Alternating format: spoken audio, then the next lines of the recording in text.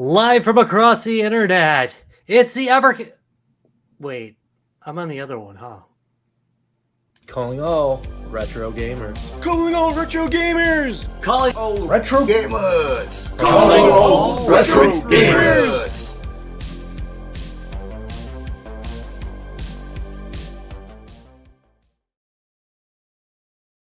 What's That's going the on? first time I have seen that intro since I recorded it. Nice. That's awesome. We were just like, who's that? Oh, that's me. Doppelganger. I That's look like so a cool. hooligan. What the heck was that? You're in Nice. a hoodie. So what's going on, everyone? Welcome to Calling All Retro Gamers. Your Thanks for having me. bi-weekly Yeah. better say that excuse quick. for us to hang out. I'm one of your hosts, Rich. It's Ed, What's up? and we have a special guest. Hey, I'm Rob. Retr0rob. What's going Hi, on, guy. Retr0rob? What's Hi. up? And And that's retro with a 0 too. It's Right. definitely one of in one of the worst branding mistakes in history. I put Sounds like there's a good 0. story about the it. 0. I should do how not to do YouTube. I can do a video on after nearly 15 years of experience. I can tell you how not to do YouTube. How not to get viewers.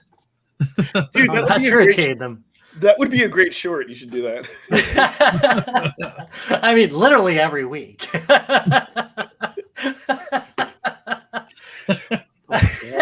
Oh my goodness. I'm going to tell you here about Nintendo, but I'm going to talk about what's that bug? And I'm like, walk off the screen for about 10 minutes, chasing an interesting That's- bug. Oh my That's god. that's Oh, good yeah. viewing right there.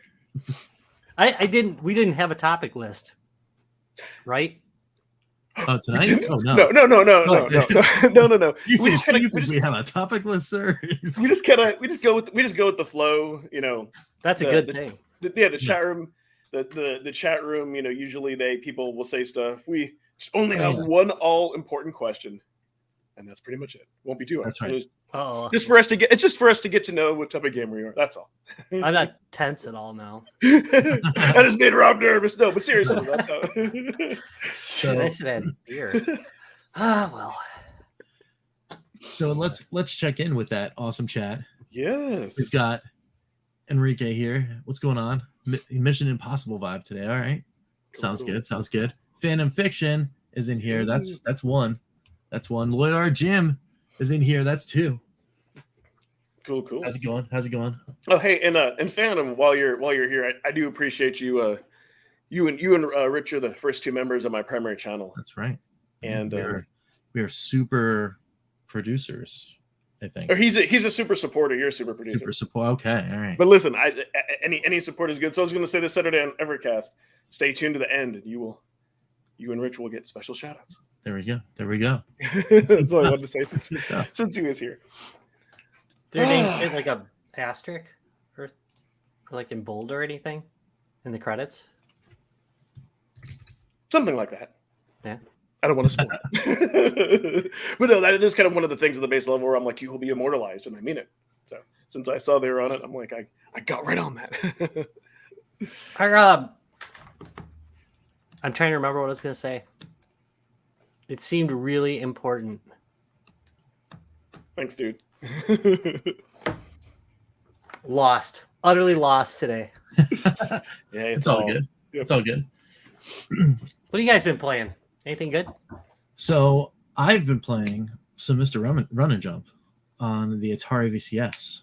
That's what I've been currently playing. That, and every once in a while, I've stared at it. I actually haven't played it yet, but I've gotten into my Pico Collection 1.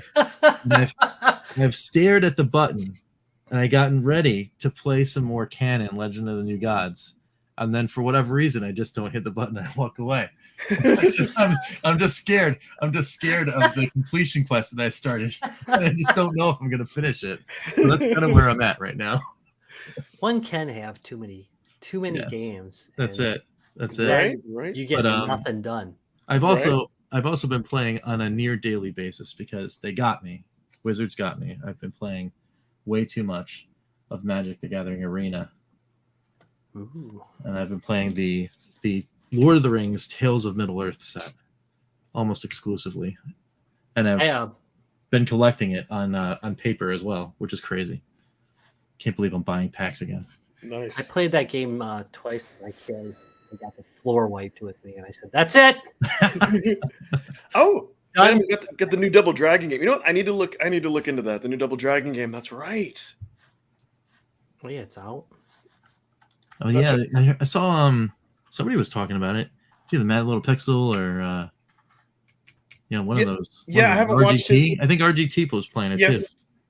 So I've actually got a few of those in my queue for later too. Yeah. Well, when they get it and they're playing it, I always just assume it's like, oh, okay, well this is the preview run, so maybe the game's out next Tuesday or whatever. So sometimes they get that release in there. Yeah, they get that special YouTuber treatment. Mm-hmm. So what Special YouTuber treatment. Wow. Rob's like, what? There's such a thing? No. Wow. That's when they kick you out of conventions, right? I mean, that's. What's this guy doing here? So that's cool that you've been playing. For me, so other than like the random assortment of Evercade cards, since I beat the game of the month, which you can do in 30 minutes, I haven't gone back to that one. I still Atari one and Namco rotates a lot, but I'll tell you what I've been playing a lot of on my Steam Deck is Halls of Torment. It's like if you like Vampire Survivors and you like old school Diablo, it's an early access game. It's only like $5. I picked it up when it was on the sale for like $4. But yeah, it's I love those, I love those type of games and roguelike games and all that. So nice. That's what I've been. I like that kind of game. It's just mindless fun. Yes, actually, you know what? You got me into Vampire Survivors before I had a Steam Deck and all that. A while ago, when the Steam Deck was still new, and you did a video. Oh yeah, I was surprised when it became big. To be honest, yes, I was like, "Holy crud! Other people like this." I thought it was just me. Yeah. No, and I remember when I commented like, "Yeah, it's enjoyable on anything." I'm like, "Okay, I'll check this." And back then, I think too, it was on sale for $3 or $4, and I've got like their expansions or like under $2. Like it's totally worth it. Like I love those. Like I love those type of games. Now you absolutely know there's going to be like a steelbook version of it coming with a CD soundtrack. And probably some kind of art book, I'm thinking, for about $59.99. I'm guessing. Yeah, this is crystal ball stuff here. Okay, I'm just saying, I see it coming. It may come to pass, and I'll be editing anything that I get wrong in the crystal ball in the future, so it looks like I was accurate. So nice. Gotcha. Okay, so one thing I do like to talk about, kind of with my guests sometimes, is like either how like I found out about you on YouTube, or kind of like why I watch you, because I think it's kind of important. And actually, so I know it's gonna sound like I'm stalking you. No, I've been watching you for some time. No, like I know before I did YouTube channel, I want to say it was kind of back when, before I got into kind of dates, before I got into Evercade, looking at different options. Might have been like something around the time like the NVIDIA Shield or some type of those devices. I can't. It's funny.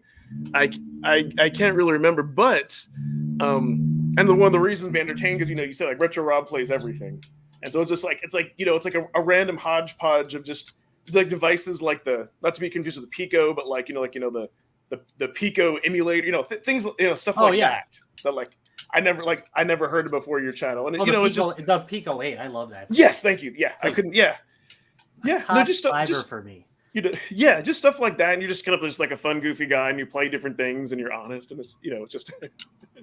I don't show things that I hate. I'm serious. If I don't like, I tell you do. I mean, I at least have enough viewers that I get like games to review, and I occasionally will get an item or two. I say, if I hate it, I'm not going to show it because it's just not the vibe that I'm trying to do with the channel. You get enough sarcasm out of me in person. You really don't need it for me on YouTube. And I think that's a big problem on YouTube, that you either have to hate things or love things. You can't have just kind of a moderate view of things.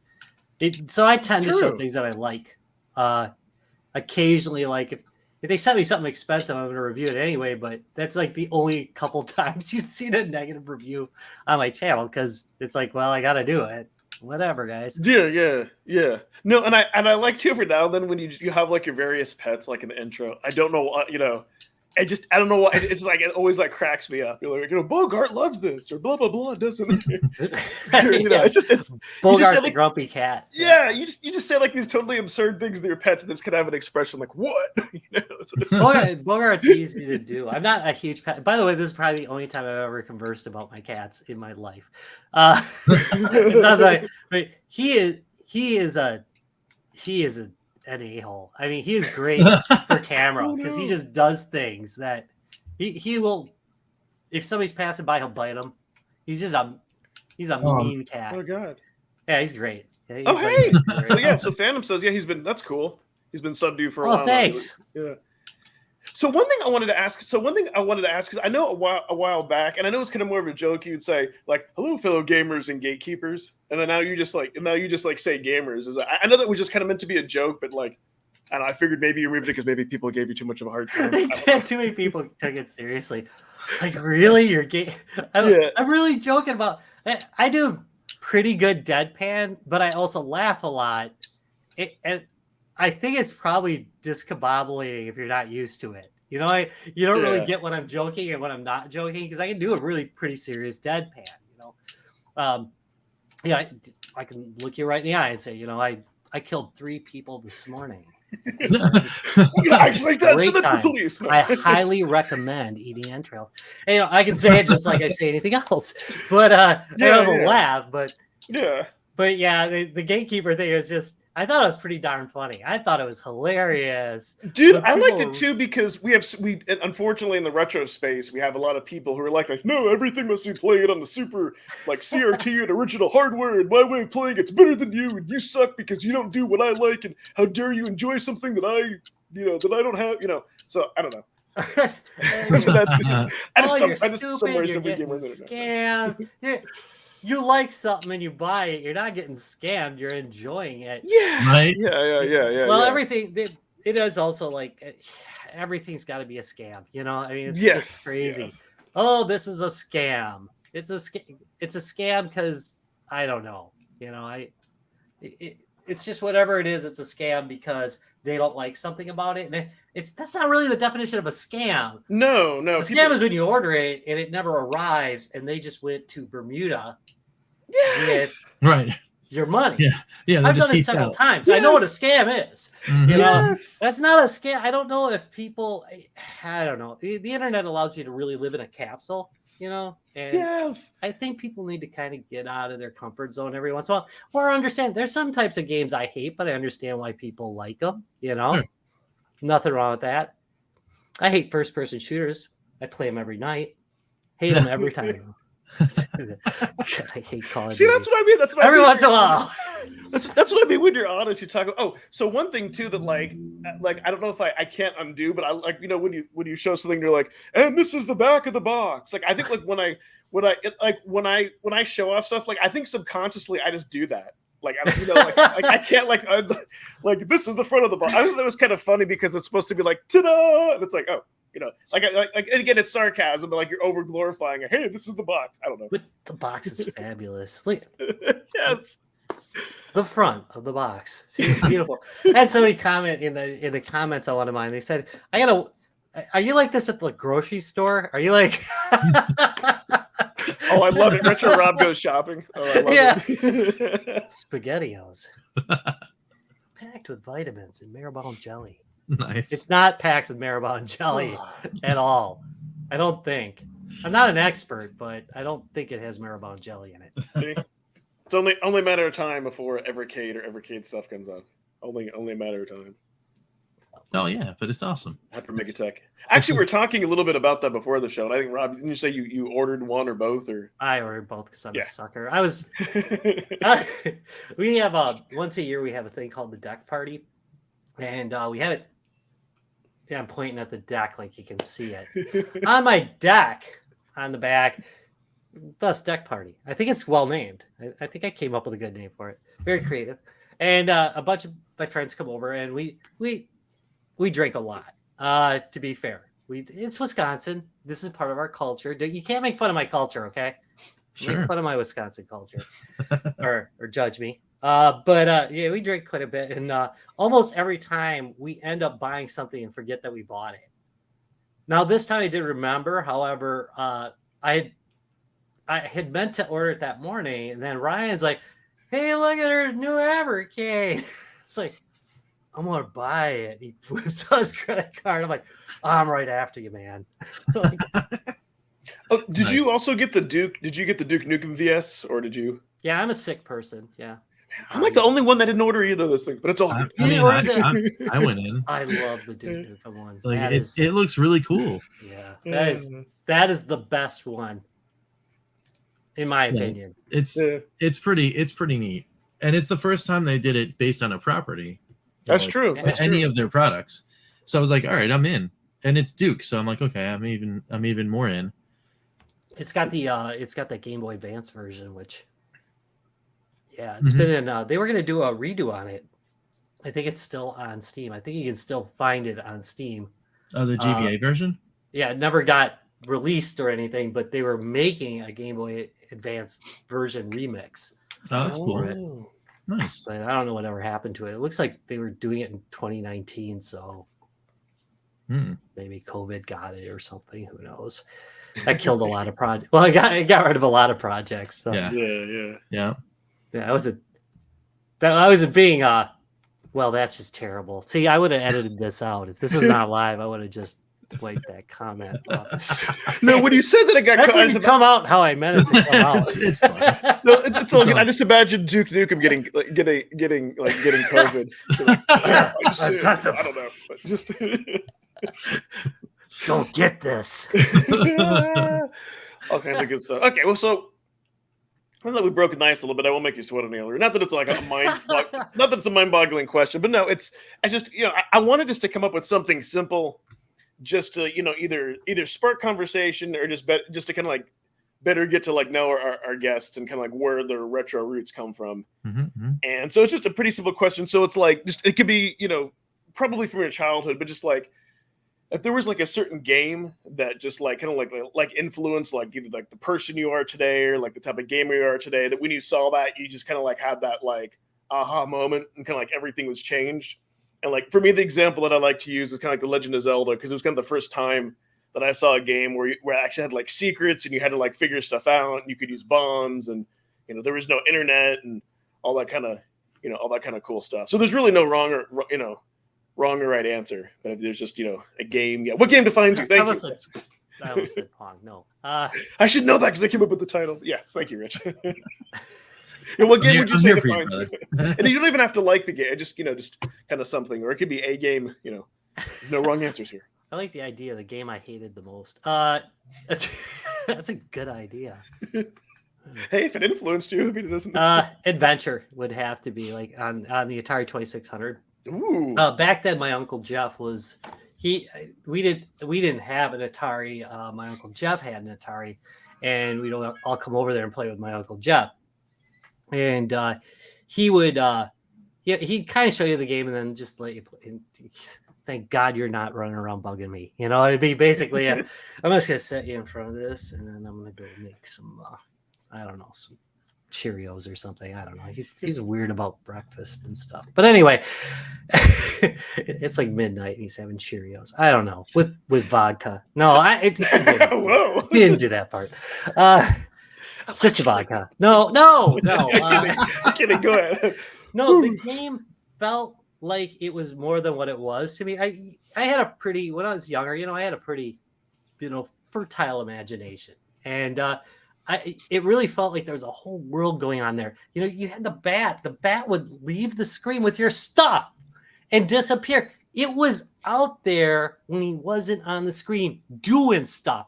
And you knew he was doing stuff because every once in a while you'd find that darn thing that you wanted just laying there like trash. He just left it to grab something it liked more. And that was amazing, And I loved the ducks, I know they're dragons. We call them ducks even then. Yeah. Giant duck. They were great though, right? And they were Yeah. just fabulous. And then the feel of getting a really good hard game, when it just everything lines up and you get it like in 2 minutes. It's like the best feel ever. Like, yeah, I just finished that hard in like 2 minutes, guys. It's amazing. Like, the chalice was like right in front of the yellow. I don't think that ever happened, but yeah, that. And then you had the first, the first that I remember anyway. I'm pretty sure other games might have had one before that, but it was one of the first hidden things that were in there. You'd put the little dot, and then you'd walk through the wall if you had a bunch of objects in there, and boom, created by Warren Robinette. And we had all sorts of Easter opinions egg on who he might be. Mm-hmm. Who might he be? Because we didn't know any of the names of the developers. Yeah, I didn't. Right. I didn't even know that was an Easter egg until I was an adult, and like I saw some video someone showed. I'm like, oh, I remember accidentally discovering that as a kid. No clue what it was or how I did it, but I just thought like the game glitched. Yeah, Right. yeah. I set it in every other wall in that game looking for stuff. There's nothing there, but that one, the one in the main hallway, definitely has it. But I think that's magic. I mean, think about what was there at the time for games. Yes, Nothing dude, had that. I was in love with immersion. Adventures. That was one of the Atari staples from the 2600. Yeah, and then to your point, use your imagination. Like the artwork for Atari games are fantastic. Like on the cartridge in the back, and that's like as a kid, like that's how you saw it. Now we can laugh and say they're ducks, but as a kid, we're like, yeah, these are dragons, and they're amazing. Yes, it's like nothing I've ever seen before. Of course, I saw was Pong before that. I mean, come on, was the 2600? Was that also your first console? That was my first console. Yeah, I had one of those Coleco Telstar things. Yeah, but once my uncle got the Atari, nobody was going to play that thing after the Atari showed up. It was like, why do this? This is just Pong. A friend of mine had one of those awesome Atari racing games. You've seen those? The paddle. Oh, that thing was great. Yeah, those are pretty. Those are yes. Pretty fun. Yeah, my uncle had a whole bunch of that older stuff, but when I was young, it was all about the Atari for me because that's what I had at the house. So if somebody else had an Atari, I was all about, oh yeah, let's just play your Atari because I know it, right? But he did have some of those old like TV games and that kind of stuff, and a lot of the old. Getting into the 80s, he had a whole bunch of those old tabletop arcade stuff. He had the Frogger one. There was a racing game one. I can't remember what it was, and then a Miss Pac-Man one. And those were cool. I played those all the time in my cousin's room because he had them all up on his wall with like model cars and stuff. But yeah, those were cool. Those were neat. Those Namco remake handhelds are really great. I've got the wireless one. They made a wireless version of that Miss Pac-Man one, and it's also it's the one with the twist handle, so you can do pole position with it. That's cool. Here, let me go get. No, it's not. Let me walk out the camera for a little bit. Nice. Let me get that. It's really great. I love that thing. It's probably one of the only handhelds. I used to have a lot of those, and that's probably. There might be another one that I kept, but that's one of the only ones that I've kept now from that collection because I. Oh, nice. Rid of nice. it. Yeah. I get rid of a lot. No, I asked about the 26 because those are like me and Rich's first systems. Although, see, with me, it's kind of tricky because the Atari 2600 was like my first console. But I think my first memory, because this is way back then, like my dad worked from home. Like he was like writing some type of like technical manual. Like back then, when like people really didn't work from home, and he had like one of the first IBMs, and like the two games that he had was Frogger and Robotron. And so it's like so it's kind of like the chicken before the egg. Like I think I might have played like memory wise, but I don't know. So it's like technically the first console, but I think maybe like being exposed to games, those might have been the first. Those are the Atari Soft games, right? They had the big Atari Soft logo down the side of them.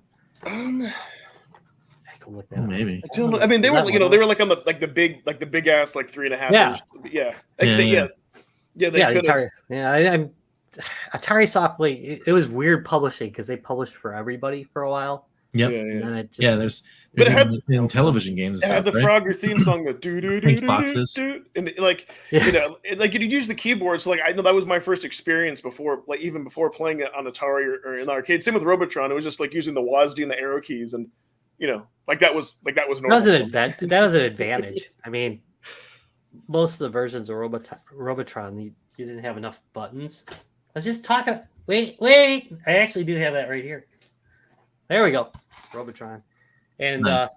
yeah, this version awesome. is good except for the controls, which are stupid. Yeah, on the Game Boy Advance, like on the Konami collection, they have a version of that, and it's weird using two buttons. Right? Like, It's one not button, right. One button you hold to shoot, and the other one just like holds you in place, so then you can use the arrow keys and shoot in all directions. And It's it's creative, but Yeah.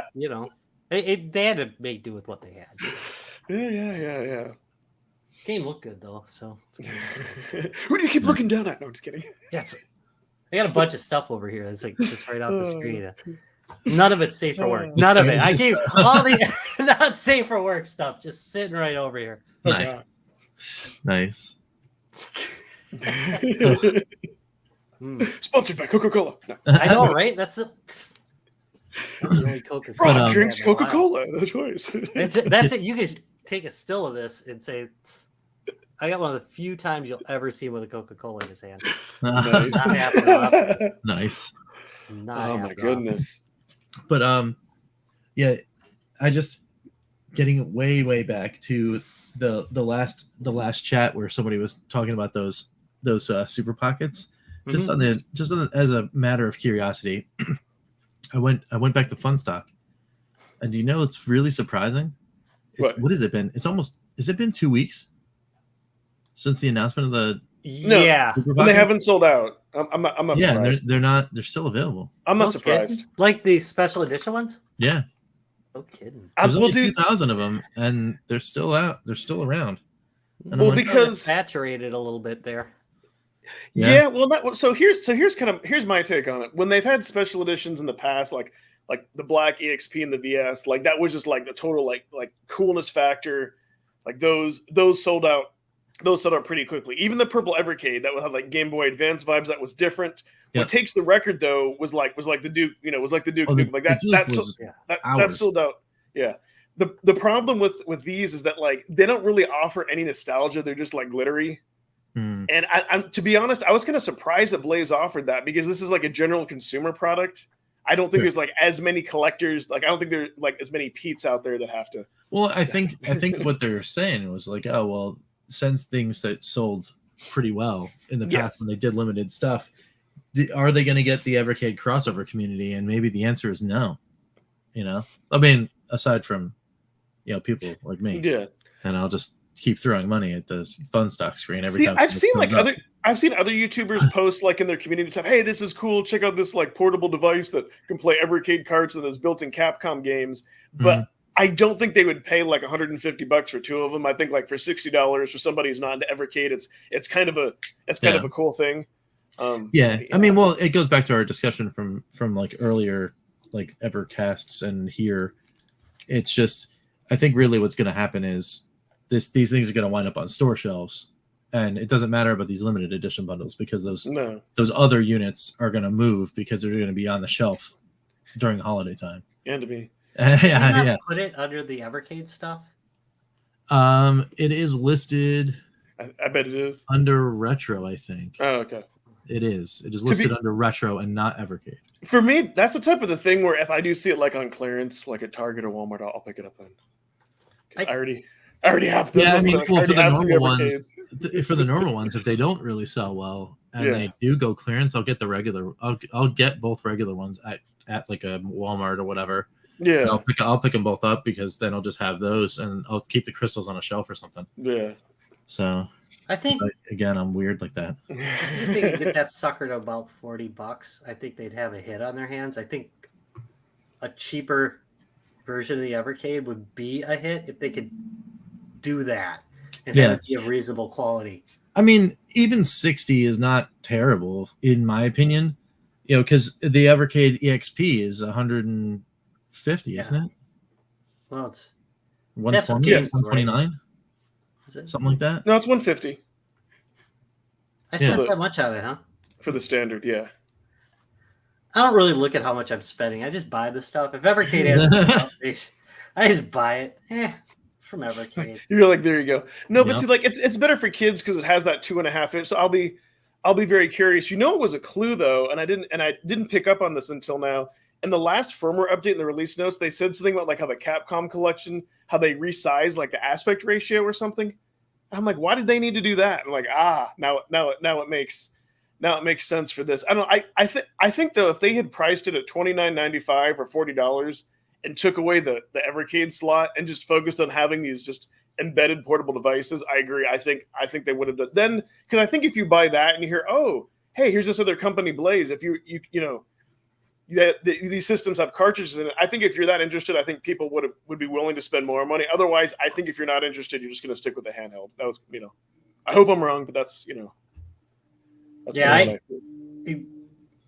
I was thinking if that price, that $40 price point was made, you get people who maybe weren't really seeking it to buy it, and it's like, oh, it runs these Evercade cartridges too, and they're only $20. Mm-hmm.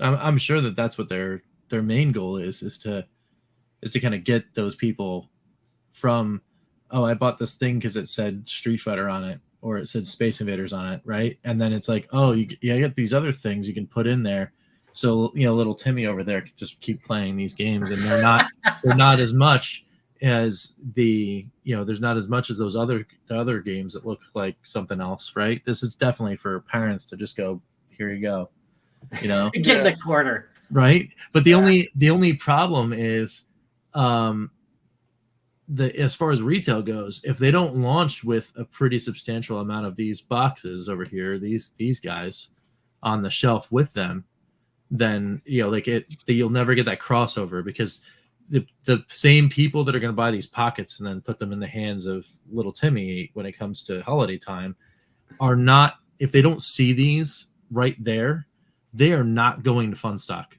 Exactly. They're not going to them. So that was kind of, They probably don't even know that exists. Thank you. Yeah, they probably don't know that Fun Stock exists. So that was kind of the whole, I kind of said under the Evercast, like when I got into Evercade a few years ago, it was confusing to me because Blaze had an official page. They didn't have like any official forms, or they didn't actually sell it. So I'm like, where do you buy it from? And then it's like, well, how come I can only get the Pac-Man and stuff from the UK?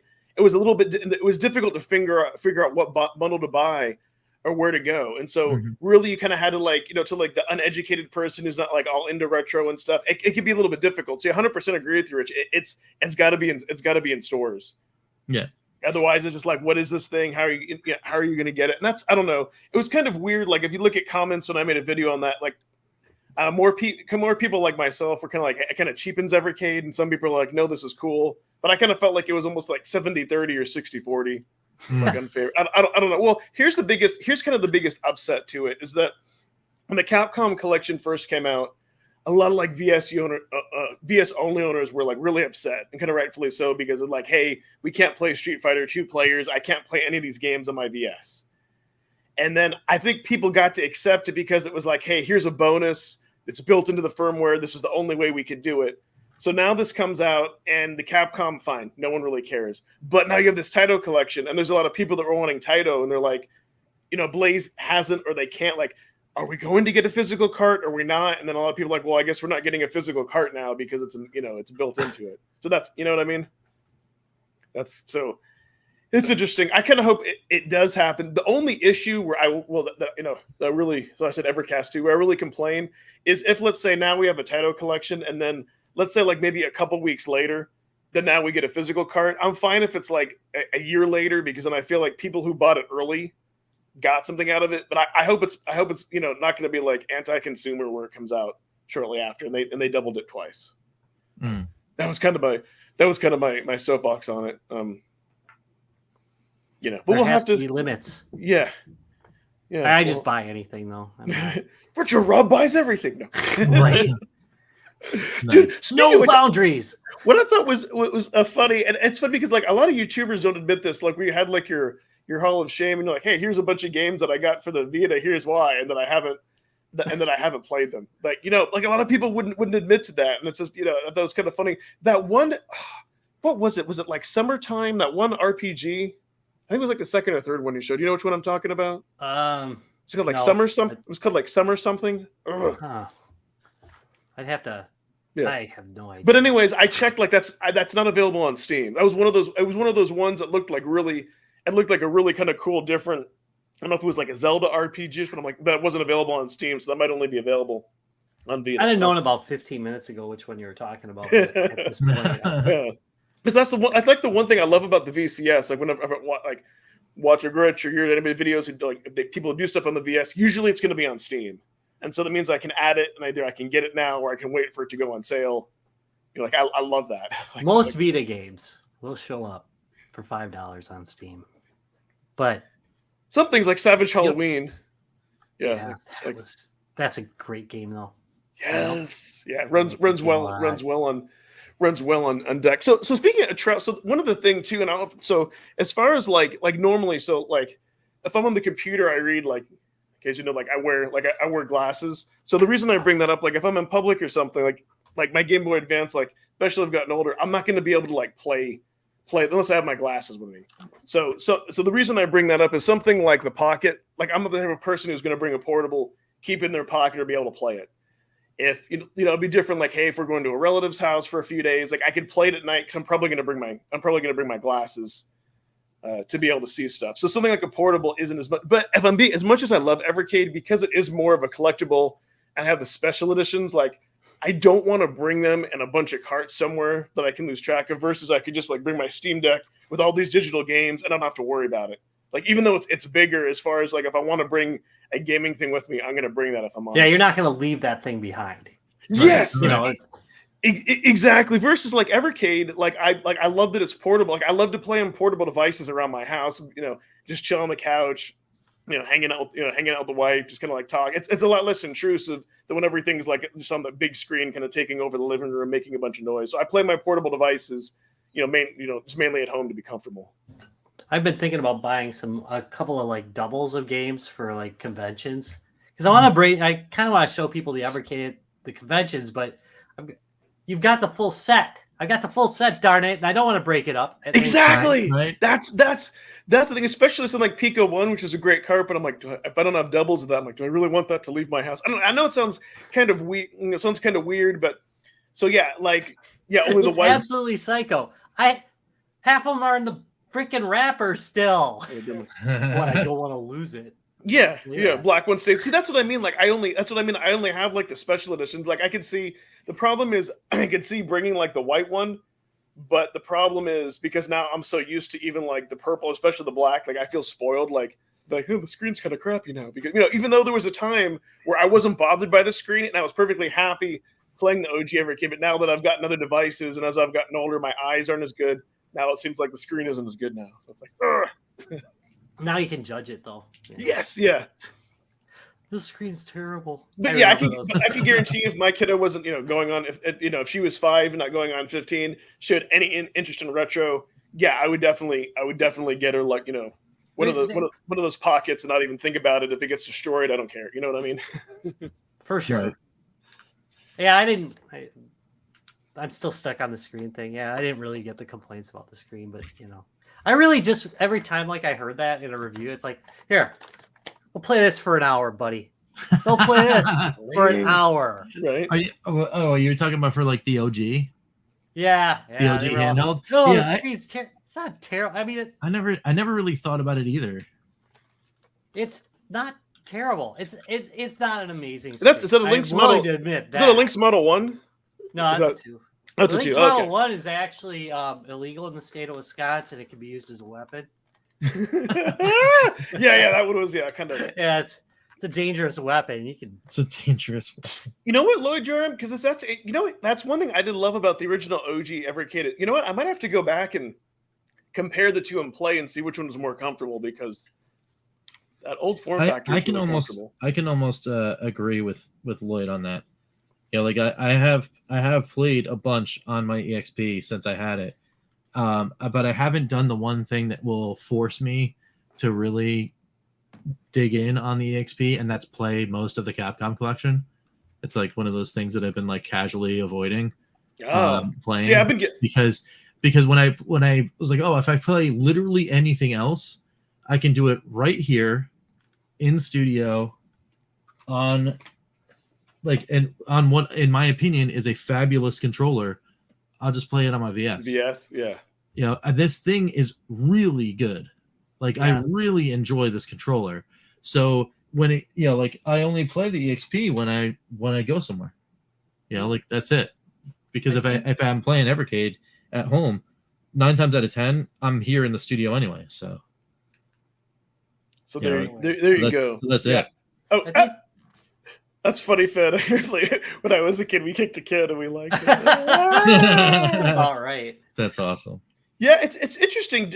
Different people's gaming habits. What I would kind of find like people, like, not everyone owns a Nintendo Switch. But what's interesting is, I think if you get something like that has like an OLED screen, but you mainly play it in a dock, like, to me, it just kind of defeats the point. Like, if you get something get a Switch OLED and never use it. Or if you have a Steam Deck and you mainly play it docked, it's like you're probably better off just buying like a better like gaming PC. Like, for me, my dock, the dock that I have for it, it's mainly just like a charging station. Like, I literally only got that for just kind of like capturing content. And the price of the dock was comparable just to getting a hub. I'm like, well, I might as well just get a dock for it, so I can also, yeah, that literally is me with the Switch, though. I've had my Super Mario Odyssey Switch since the launch of Odyssey, and I don't think I've ever used it in handheld mode longer than maybe 20 or 30 minutes. Period. Period. Like, and that's the only way I use it. Bottle caps too. I only hook it up to a screen when I'm recording something for a video. That's the only time I think I've ever got the thing plugged into the screen. But that's because, my wife's watching TV. So if I'm playing the Switch, I'm probably just playing it on the little screen. God. There you go. I mean, it's just interesting, the different gaming habits. Like, there's not everyone likes handhelds. I mean, this is more intimate. I think for me too, like when the Game Boy came out, oh my God, that was just like the first affordable, like, popular portable system that lasted forever on batteries, that you could pop carts in and out. That wasn't like your Tiger Electronics. And I remember even at the time, like, I knew a buddy who had, that's what, like, the Lynx model, and it was cool. I remember playing Slime World. I remember having a Game Gear, but then I always went back to the Game Boy because there was just something about it just being fun and like the forever battery life. And like the Game Gear, like, maybe you got like 2 hours and rechargeable batteries. And then yeah, but I loved the Game Gear because that was the one that I got to borrow from a friend of mine. And I had exposure to Game Boys again through like friends and family, because I was the one kid in the neighborhood. The only thing I ever had was 2600 and a 7800. That's it. No, okay. Until I got old enough to have a job. But I like the Game Gears. I got the AC adapter for it. And I was like, and see, maybe that's. And then I was like, I didn't necessarily mind as much being tethered, but I was like, cool, I can play this in my house as much as I want. But I mean, don't get me wrong, the Game Gear was really cool. Like Mortal Kombat, you just like accepted that like Kano wasn't in there, and it was like an inferior version. But I didn't care because I could play it in the backseat of my car. Well, you could play it at night. And that was the thing. Like, yeah, exactly. Like, you could play it in all these different areas, and like for me, it was like it's like this color screen, and there's everything was like so vibrant, and I was like, wow, this is really, really cool. Like, I don't understand why this isn't like more popular. But I just didn't also realize that it was because you could use it for like 5 seconds before you had to get more batteries, and it's like, well, that gets very expensive. But kid brain doesn't understand that, right? Yeah. But, and because like Nintendo being Nintendo, I remember I had to order mine out of a catalog. I had to order like Streets of Rage, Terminator, Sonic. You had to get those out of a catalog. They weren't like in my local Walmarts because Nintendo is Nintendo, and right. Versus like Game Boy was everywhere, and also too, like Game Boy games were a lot cheaper. Oh yeah, I guess back then they were like, but again, it's like that kind of stuff. Like again, my head just it doesn't register any of that, because like when I got new games, it was because my grandmother went to like a Woolworths or something like that and found the $5 bin of Atari games, and it came home with 2. Like that was how I got new games. So like it wasn't until I got, like I said, I got my first job where I went and just basically bought everything that my friends used to have, because it was like, oh, now I can play Zelda and Mario and all this other stuff. I'm like 15, 16, right? So it's like, now I can do this. But then I was always like generations behind, because like when that was happening, FuncoLand was the thing, right? So I would go to FuncoLand and there'd be walls of NES games for 25 cents. It's like, it's not like They were $1. They were 25 cents. Like someone would get like 20 games and just walk out and be like, "Oh, I have these now." Damn, and all my friends are like, "Oh, you're on that old stuff," and I'm like, "Well, this is new to me." Like it's just like basically like so I had no reference of what actual prices for games were Nice. ever. That's a good way to game. It was awesome. I got a buddy, Larry.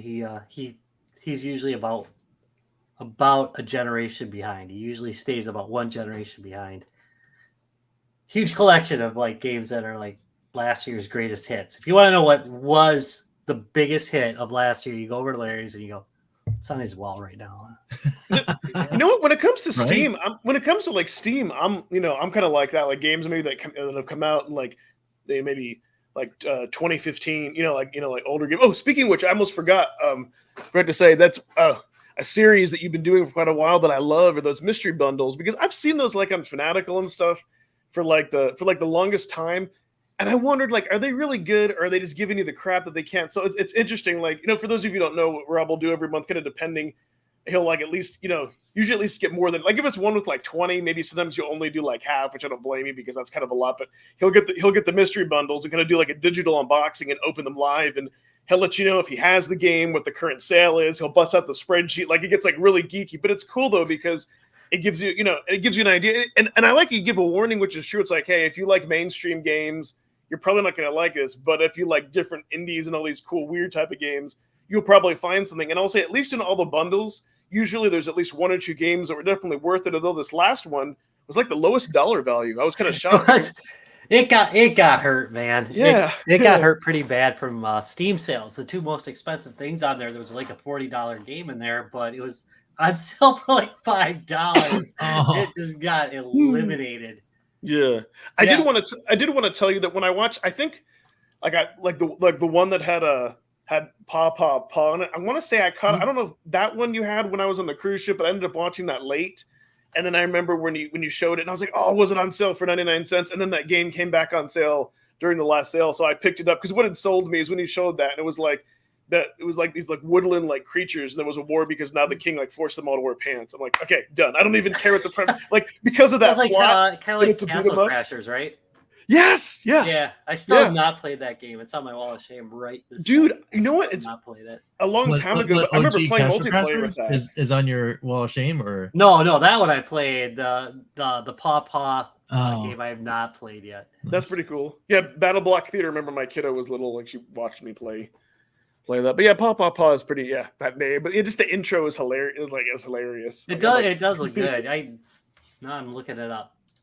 Pretty much any game. Like if it's any game that's like a couple of bucks, I'll take. I'll take a chance on. What I try to avoid is having a lot of e-waste, where maybe you just like you get all these games and you never get to play them, and then because they're digital, they get buried, and then it's like Yeah, out in Nevada or in the backyard. in the desert. Yeah, in the desert. Alamogordo. Wait, is this past 7 years? Yeah, it's past 7 years. I once buried an arcade machine in my backyard. Not this place. Just straight up buried an arcade machine. It was the 90s. It was the 90s. That's wild. That arcade machine is probably worth like $12,000 or something. I think it was one of those. It's just in there. I'm making up the price totally. It was like I think it was like the Red Baron one with the controller, and it was it had hopeless amounts of dry rot. I mean, just okay. It was just coming apart at the seams. The motherboard was missing shit. It was terrible. Okay. And how the heck did I end up with that thing? I can't remember. I got a friend that collects arcade machines. I'm guessing he probably gave it to me. Lloyd's, remember in the U.S. Oh, are you in Canada? I think Lloyd's though. I think Lloyd's in Canada. When he drove to the U.S. and bought a Game Gear batteries for it, had no idea it would die on the way. Yeah. Yeah, no, it's because another thing I forgot to add, that was back, if you remember like the purple rechargeable batteries from Radio Shack, and it was like in this big external case. Those would take like maybe like depending on the battery, like 4 to 8 hours. Like it would take like the whole day to charge them. Yeah, you had to plan it out. You had to schedule those. Yeah. Yeah, versus like with with like rechargeable batteries in a Game Boy, they would last forever. Or like if you had like one of the rechargeable packs, and then the batteries did die, then you just pop some out of the remote or something while it's charging, and it wasn't. But yeah, And your dad's like, your dad's like, the hell. Yes, Nice. yeah, trying to use the remote. You That'd know, be my that's grandma. Anyway, but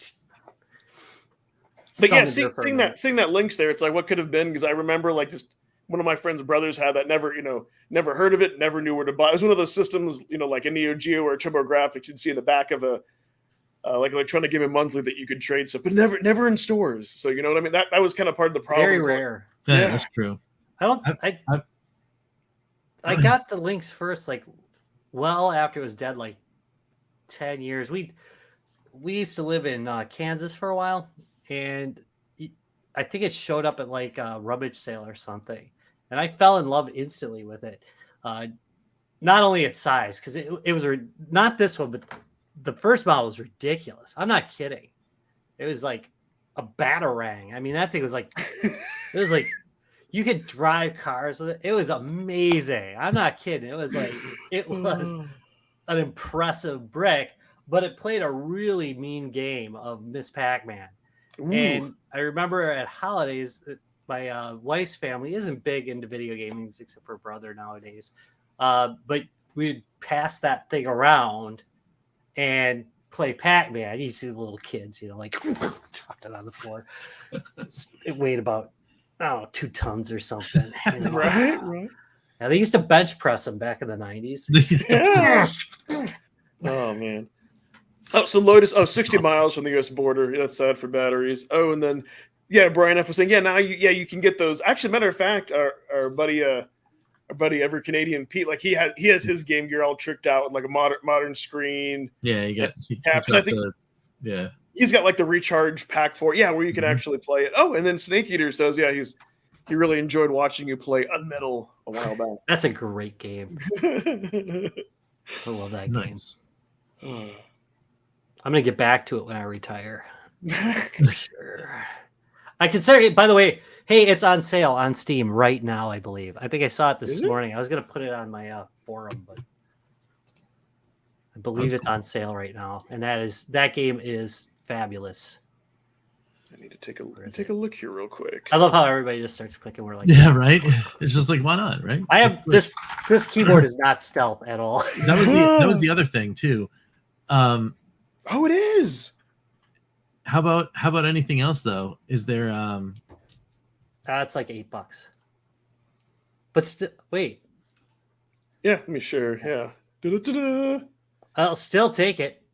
$8 is still a good deal. Yeah. It's Yeah, a great game. dude. Platinum, of course, verified. Yeah. Heck yeah. The dialogue's golden in that game. Oh, speaking of dialogue, I almost forgot when you did go through the Vita collection, and when you did say Thomas was alone, like dude, like that, I had like a kind of like a nostalgic moment, 'cause I remember getting that like years ago as like part of a Humble Bundle, and the way you describe, you're like, I know it doesn't look like much, but the narration is kind of weird. Like it kind of goes like Thomas was alone, and like this voice starts like talking. And it's telling the story. Yes, yeah. Like, I need That's to great. like, and that's what I love about like having a Steam Deck now. I'm like, I added that back to my favorites. I'm like, I need to go ahead. I need to install and play that again. But see, that's what I mean. Like you bring up sometimes like some of these different or obscure things either I don't know about or I do. And so I was like, wow, somebody else played that game. So that was just. I know. Hey, are you always surprised when you got like some indie game and it's like, oh, wow. I think there used to be a company out there that used to do boxes for indie games. So they used to make I think it was called Indie Box. Is that like it was like a subscription service where you could pay, and each month they would send you like way before like kind of Humble Bundle did it? Like we're talking maybe like 10 years or more ago. Yeah, I think started out that way and then kind of gave up on that. Yeah. But I think at one point it was. Hey, maybe I'm wrong. I think I'm wrong. I think it was not one of the games. Darn it! I'm just looking right now. But I know what service. Yeah, I know what you were what you were talking. Although what's interesting though is that like nowadays, especially like we sometimes bring it up like something like Vampire Survivors, right? Like people say like, hey, that would be great to have an Evercade, but like minus the controls because I think it's better with analog sticks. But my only issue is something like that game is like or like Dead Cells, like they're living indie games, well, they're always going to get updates and DLC. And that's the only, the downside of having something that's like on a cart or a disc is like if a game is still living and being updated. Maybe someday if there's like the game of the year where it's like, hey, we're no longer updating it. But then you feel like you were missing out, though. You know what I mean? They should do like Evercade should do like an old indies collection, like of some of these. I mean, you can do Thomas's Alone on there pretty easily, but you're gonna have to code for it. That's always the problem. You're gonna have to actually have to write. Yeah, you have to port it. Yeah, those would have to be like native ports. Yeah. I was actually talking about that because the Indie Showcase, getting back to Evercast 2 again, but the Indie Showcase is Monday, and I was doing like lists for predictions because I'm so very good at them that I've gotten a whole like 0 of any of my predictions. But once you get them right, though, remember, edit exactly. Like, edit the video, take out all the wrong ones. I told you guys, but yeah, this I was really kind of thinking that they keep like beating the drum, like hey, this indie special is gonna be it's gonna be really good and it's gonna have all this awesome stuff and and they slotted in 2 more slots in the year just to have more indie stuff. And I'm like, they're gonna do something like internally. There's got to be either they've got a team that they're working on games now, or they're gonna put out a collection. And it's just gonna be like this is the Blaze collection or something like that. Or one of the things that I was thinking about is what if they went to like to some of those older devs that did a lot of the indie game stuff back, like from like stuff from WiiWare and from PlayStation 3 era and like that kind of stuff, right? It you could probably tool it to work on the Evercade, and then my brain went to like, it's never going to happen because Sony owns them, but like what if they went to like Housemarque and got Stardust or something like that, right? Like that'd be an awesome game, for this group of people that it was like, yeah, this is actually technically retro now, but you might not have even played Stardust, right? Like at all. If you didn't have a PlayStation Stardust, not the original. Yeah. Right. So, but you might not have even known any of these games. So I was like, wow, that would be an interesting way of doing indie. And then I was like, well, who knows? Maybe. Right. Maybe it'll happen. Maybe it won't. All I'm saying is if they come out with Pepsi Man, I will buy 4 copies. Oh my goodness. 4 copies of Pepsi. That I would totally do that. If they could only get the licensing, right? Yeah. I will give it to my friends. And they'll be like... Except for Travis. He loves that game, but... Well, I got to give credit too, because it happens in June, and it's usually notoriously hot in the Northeast where I am by June. Is I go to too many games, and every year someone is dressed as Pepsi Man. I wonder if it's the same guy that did it in Ohio. It's possible, but it's like the place is like like a balmy 86. He's dressed head to toe in stretchy blue and red, and you're like, dude, hey Teddy 80. It's wild. Yes, going. Anybody play NBA Hang Time? I've played it at least once, but not anytime recently for sure. No, definitely more of an NBA Jam like that. Yeah, NBA Jam for sure. But the big heads. Yeah, gotta have the big heads. Yes, I once sat with a friend of mine. I stayed with him over the summertime in California, and we once sat and played an entire season of NBA Jam from start to finish. We just sat down and played every game, destroyed everybody. I don't know what it was. We had the luck, but it was such a fun thing. It took us like 5 hours to get through every single game. I would have through all of them. I would have taken longer. The whole season, it went through all the tournaments and all that kind of stuff. Yeah, so, Obsidian. it might have been longer, We might have actually done it in 2 sessions. I don't remember. It was just that whole summer was Super Nintendo games and Taco Bell, and that was it. Oh yeah, It was like almost every day. That sounds like a dangerous combination. That's a podcast in and of itself. Nobody Yeah, walks Super into that Nintendo game games room like and the Taco Bell. You know what? That's a great way to keep like mom and dad out of the game room. Just eat Taco Bell by let's go. It was the greatest. That No, same so- summer, we went through all of Donkey Kong Country.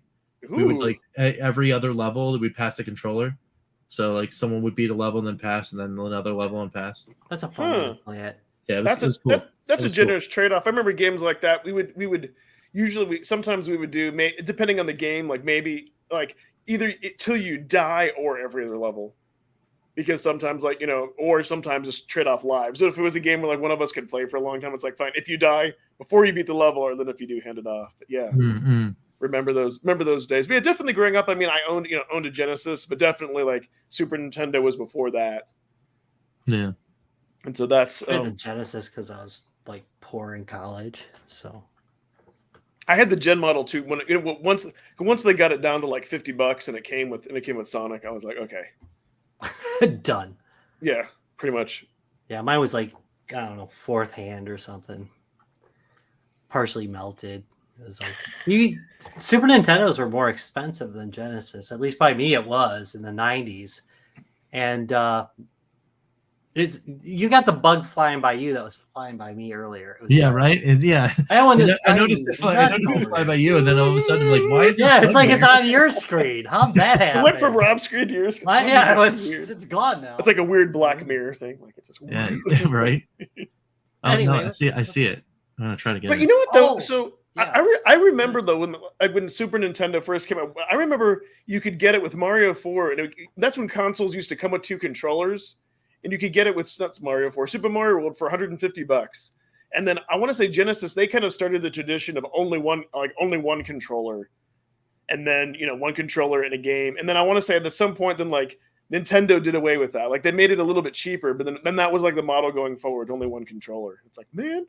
The other thing too that I blame, and I swear I could be wrong, but I want to say that as far as price jumps, like Final Fantasy, like the US version of Final Fantasy 3, like honestly, let's say like on average, if your games are like $55 to $60, like for new, I would say like Final Fantasy, it could be anywhere maybe like 55, 60 to like 85. Like it was like the one game where they started to jack up the prices, and that was back, that was like back in the early 90s. So I kind of blame, I don't know. I kind of blame Square Enix or Nintendo for that. Like that was like the first game where they could command that amount of money. I don't know. Maybe that's. Well, I think they were trying for a little bit, I guess, to like say, hey, there are certain games that we put more things literally inside of that case, so we're going to charge you for them because they cost us more money. Like so some of those games actually had like extra chipsets and like different like sound Super things FX or chip. whatever. Yes, exactly. But yeah, I mean Phantasy Star and Final Fantasy notoriously, when you look at old ads, they were like $79 and $89. Yeah, like a piece, and you're like, wow, I don't even remember that back then. But again, it's like you're a kid, so money means nothing to you. But like I bet your parents remember. It's like, oh, I remember that Christmas. So they asked for Final Fantasy. I had to get a second job. That's that Christmas we didn't eat. So yeah. But I just remember that game being wild. But I'll tell you though, of all the games, like that was like money well spent, because it was one of the first and maybe the only RPGs that I ever played in my life where after I beat it, I wanted to start. And that was like after putting 55, 60, I wanted to play it from the beginning. I wanted to do new parties versus other games. Either I would get bored or kind of depressed. Or like, oh, let's start over from the beginning. And that game was just done so well. So like they could, they could charge that.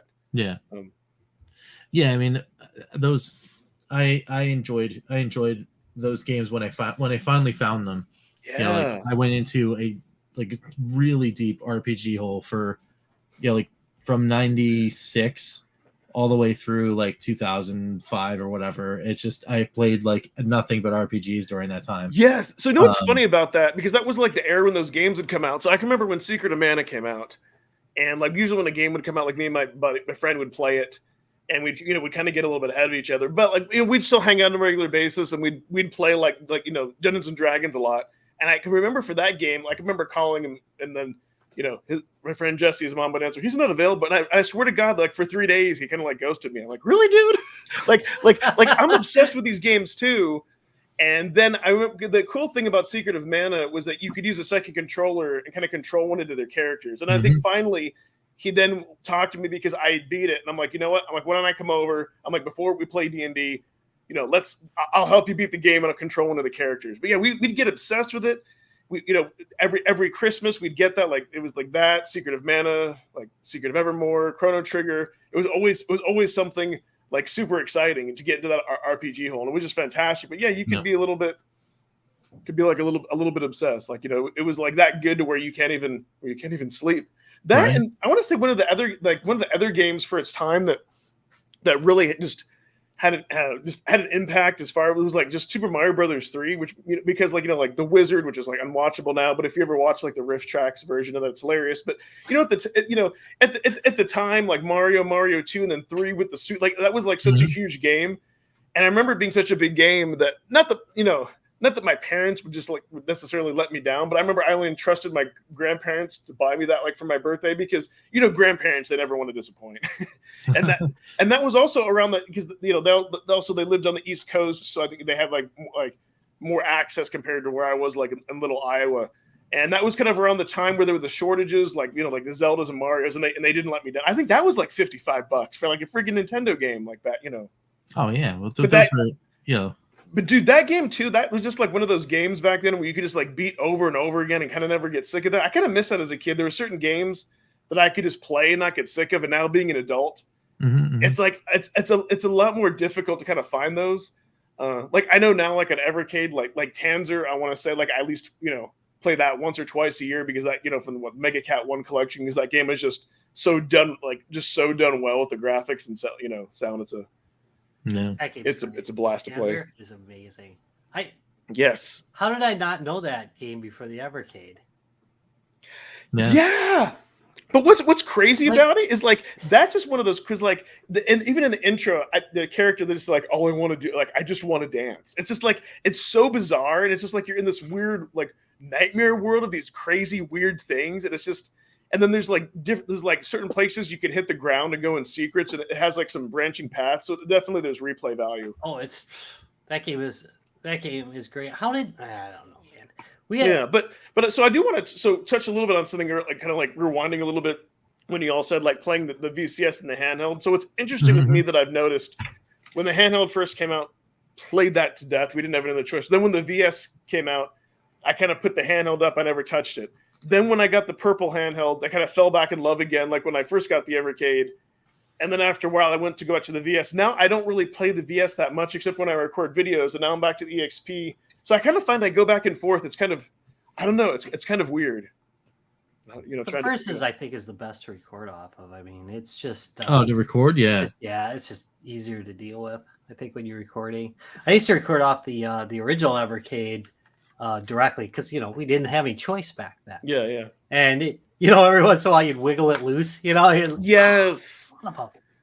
Well, that's a retake. Yeah, that would bother me. And then I got like these good micro HDMI adapters, and then for whatever reason, like with the EXP is kind of just like finicky with OBS in general.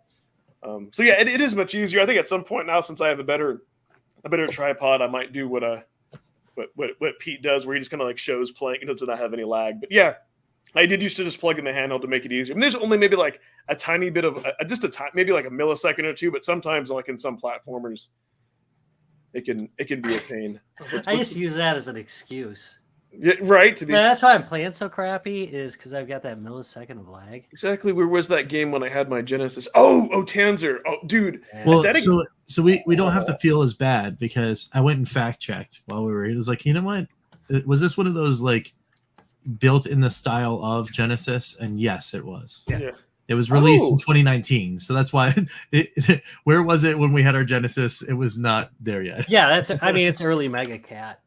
Yeah. Look who slipped in, Ian Hobby. Hey, Ian Hobbies. Hey, what's up, Ian? You know what? This guy is dedicated, because he lives in Spain, and I want to say when he joins us at night, it's like crazy, like 4 a.m. It's really late where he is. So it's like 5 o'clock in the morning or something. Yeah. So we always we always appreciate that. I feel like correct me if I'm wrong, Ian. I think you said like you work nights or you're up anyways, but still, Yeah, I mean, you know what I mean. But it's awesome that you're hanging out. It's great. It's kind of funny because I know like Evercast I called like Phantom Infamous, and like I know Crow's like, why is it? Maybe I should have called Ian Infamous. Just like looking at his picture, it's just a shadow. He could be in. I don't know. I thought like the Phantom costume was infamous too. Yeah. He just said correct it. Okay. See, we pay attention to our viewers. We remember. Right. That's right. We remember. We remember stuff. Lloyd says, go ahead. Oh yeah. No, I was just reading Lloyd's comment when the handheld's plugged into the TV. Does it shut off the handheld screen? Yes. It does. Yeah. Yep. Sadly. Yeah. I know, cool. right? If it wasn't a pass through, it was just like, that'd be cool. I kind of wish it didn't, but even like the Steam Deck though, in gaming mode, it shuts it off unless you're on the Linux desktop. So you could kind of have like that dual screen experience. A matter of fact, hopefully, well, won't be for like a number of years, but maybe in a few years when we get like the Evercade 2 model, maybe that's bigger. Maybe it'll be more like a Steam Deck where you can just use the USB-C out connection like that. That would be nice. Yeah. I mean, some of the smaller, like I think the RG350 does that, or the 351 does that. Some of those do that. Nope, I was thinking the GPD Win. Wrong item. The GPD Win would do that. Thank you very much, because its built-in one was faulty and would break a lot. So you'd. Oh no! Oh, the devices. There were machines that did it before the Steam Deck, and they were fun but painful. You suffered for your art. Steam Deck just made it easy. Nice. Yes. Yeah. No, that's the one, and that's why I kind of tell people, I'm like, listen, I'm like, Steam is kind of done with the Steam Deck to PC gaming, kind of like what Apple did. Like with iTunes, it's made it very easy just to download. It's a different experience. Yes. Yeah, it's a darn fine. So so you know what? That's what I wanted to ask you, since we're all like PC IT guys here. What I wanted to ask you. So like with me, like being like work with computers and stuff all during the day, like to me, like I would rather like do like yard work or housework than if I like to reformat and reload Windows on my computer, for example. Like I guess what I'm saying, like at the end of the day, I don't want to have to I don't mind tinkering with stuff. So kind of the difference is like for Steam, like as far as like adjusting, let's say like the watts and the frame, so I can get more battery life. Like I love that because it's kind of like it's kind of like you get to geek around with it. But if I have to troubleshoot while a game won't start, then I rip out my remaining hair. You know what I mean? So I don't know if you're kind of like that, where at the end of the day, like you don't want to like have to like troubleshoot technology. You just want stuff to work because you deal with that all day and you're kind of sick of it. I do think that explains a lot, to be honest, of the different types of gamers that like different types of handhelds. Because I do like to mess. Like I do love my like little Chinese knockoff handhelds. I obviously play them a lot, but the Steam Deck just made everything so much easier. I mean, I have a gaming PC, but 90% of the time I'm sitting on the Mac over here because it's brain dead. It always works. This thing has not been rebooted in probably about 6 months now. Wow. It's on all the time. Now my gaming PC, I mean, it's smoking fast and it runs games, but that thing, if it makes it through a session, I'm pretty lucky. All right, it's not that bad, but I do have to reboot it on a regular basis. Wow, gotcha. I'm too lazy to reboot. I don't want to wait. But I mean, like in your personal non-work, like you like the plug and play devices that are just like, hey, I could just veg out, I can play a game. I don't have to troubleshoot all this. Specifically something I'm interested in. If it's a Linux, I love Linux. As a toy around, I do work with it at work, but it's in a different. It's keeping servers up in Linux it's the same stuff really over and over again. Yes. Unless you're doing something unusual. So, dude, I love Linux at heart. I used to kind of more like years ago before like virtualization and all that. Like, used to really be into Linux. Used to support and configure it because like so many people were like scared to and all that.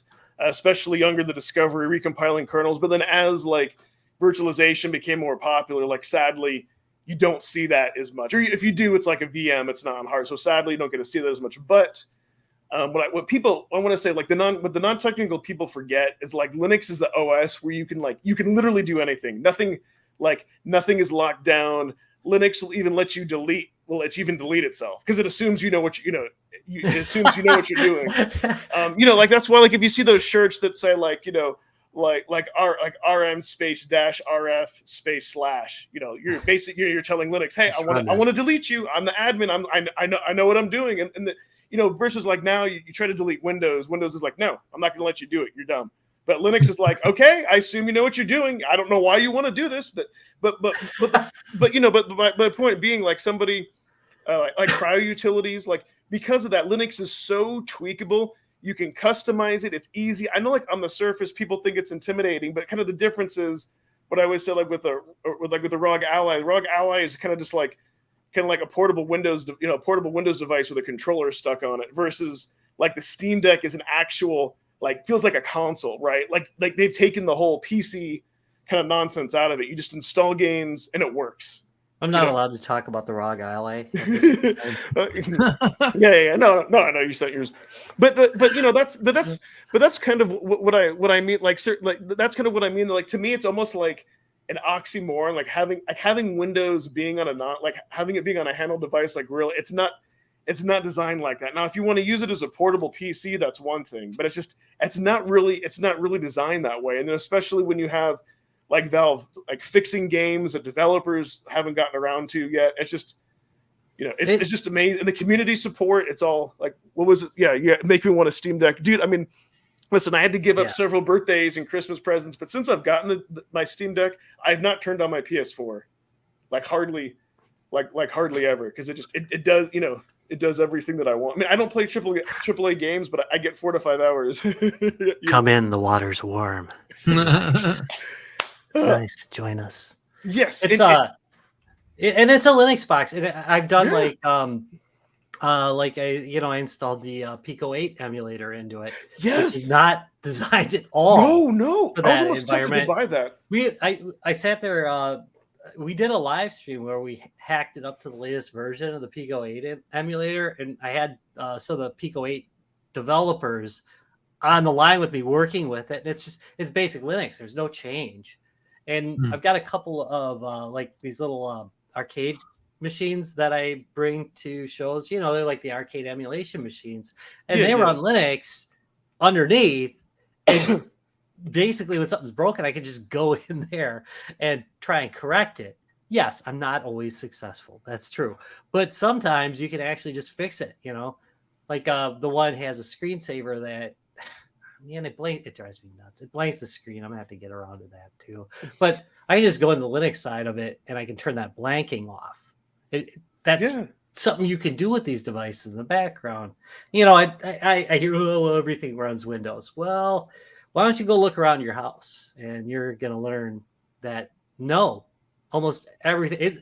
Linux is the most silently victorious operating system ever, because your monitor's probably running it. Right. I don't know of any Windows-based streaming devices. So almost always it's running Linux. All those little Pi based things, they're all Linux. Yep. Your phone's Linux. Apple, doesn't matter. It's all based on, Apple's BSD. Do I need to get into this? Apple's a little bit different. Yeah. See, I'm always afraid somebody's going to go, well, it's really BSD. Yeah, exactly. It's licensed. Dude, therefore it doesn't use the same. No, dude, I remember messing around with FreeBSD. I've dabbled in like Solaris and HPUX, and the thing people take for granted is that like Linux makes any type of like Nix OS like easier, right?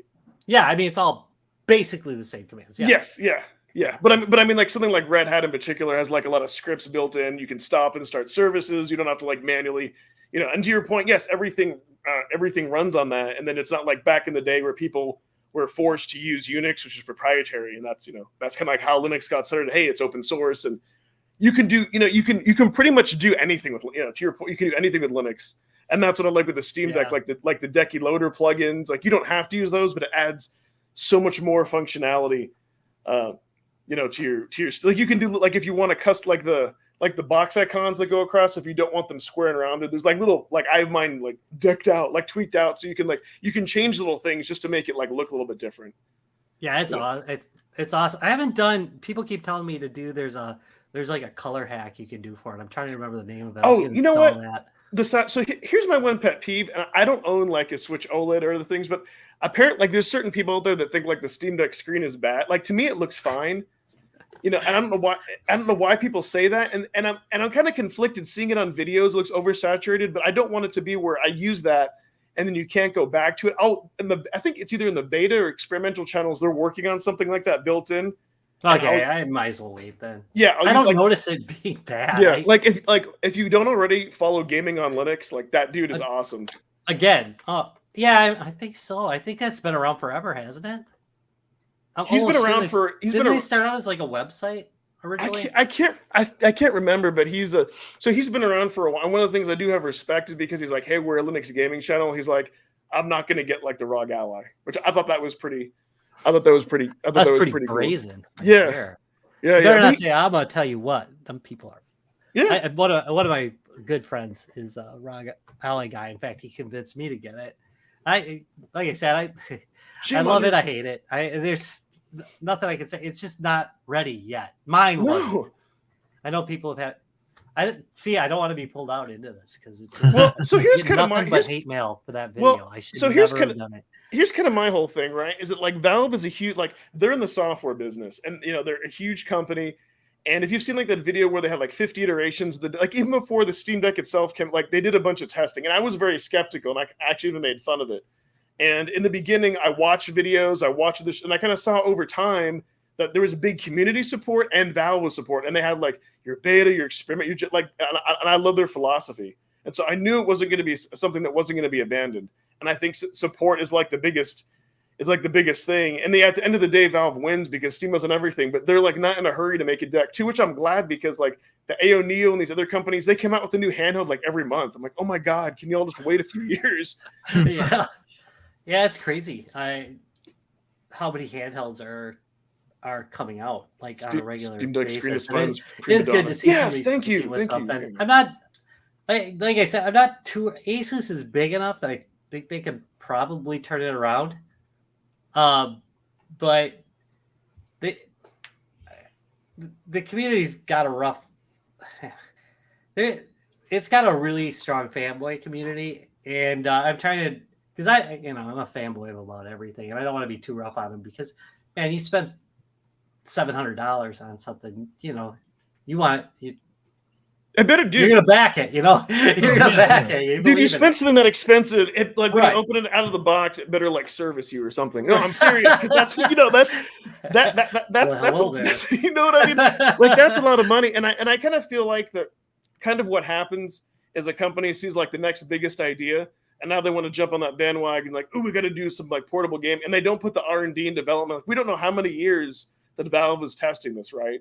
And so I honestly feel like that they took their time. They came out with something that they determined to be stable, and then they went from there. And that's why I say if you follow Gaming on Linux, you'll see because like they're YouTubers that exaggerate, oh, Steam Deck killer, but you'll see like the sales are still up there. Like the Steam Deck itself is still up there with the cells or anything else. It's not. I think it's another way to game. I don't think it's a Steam Deck. Let me know, bro. Oh my God. See what I started. I do those, but I will. So like, there is a little bit like that feature would sell it to me. By the way.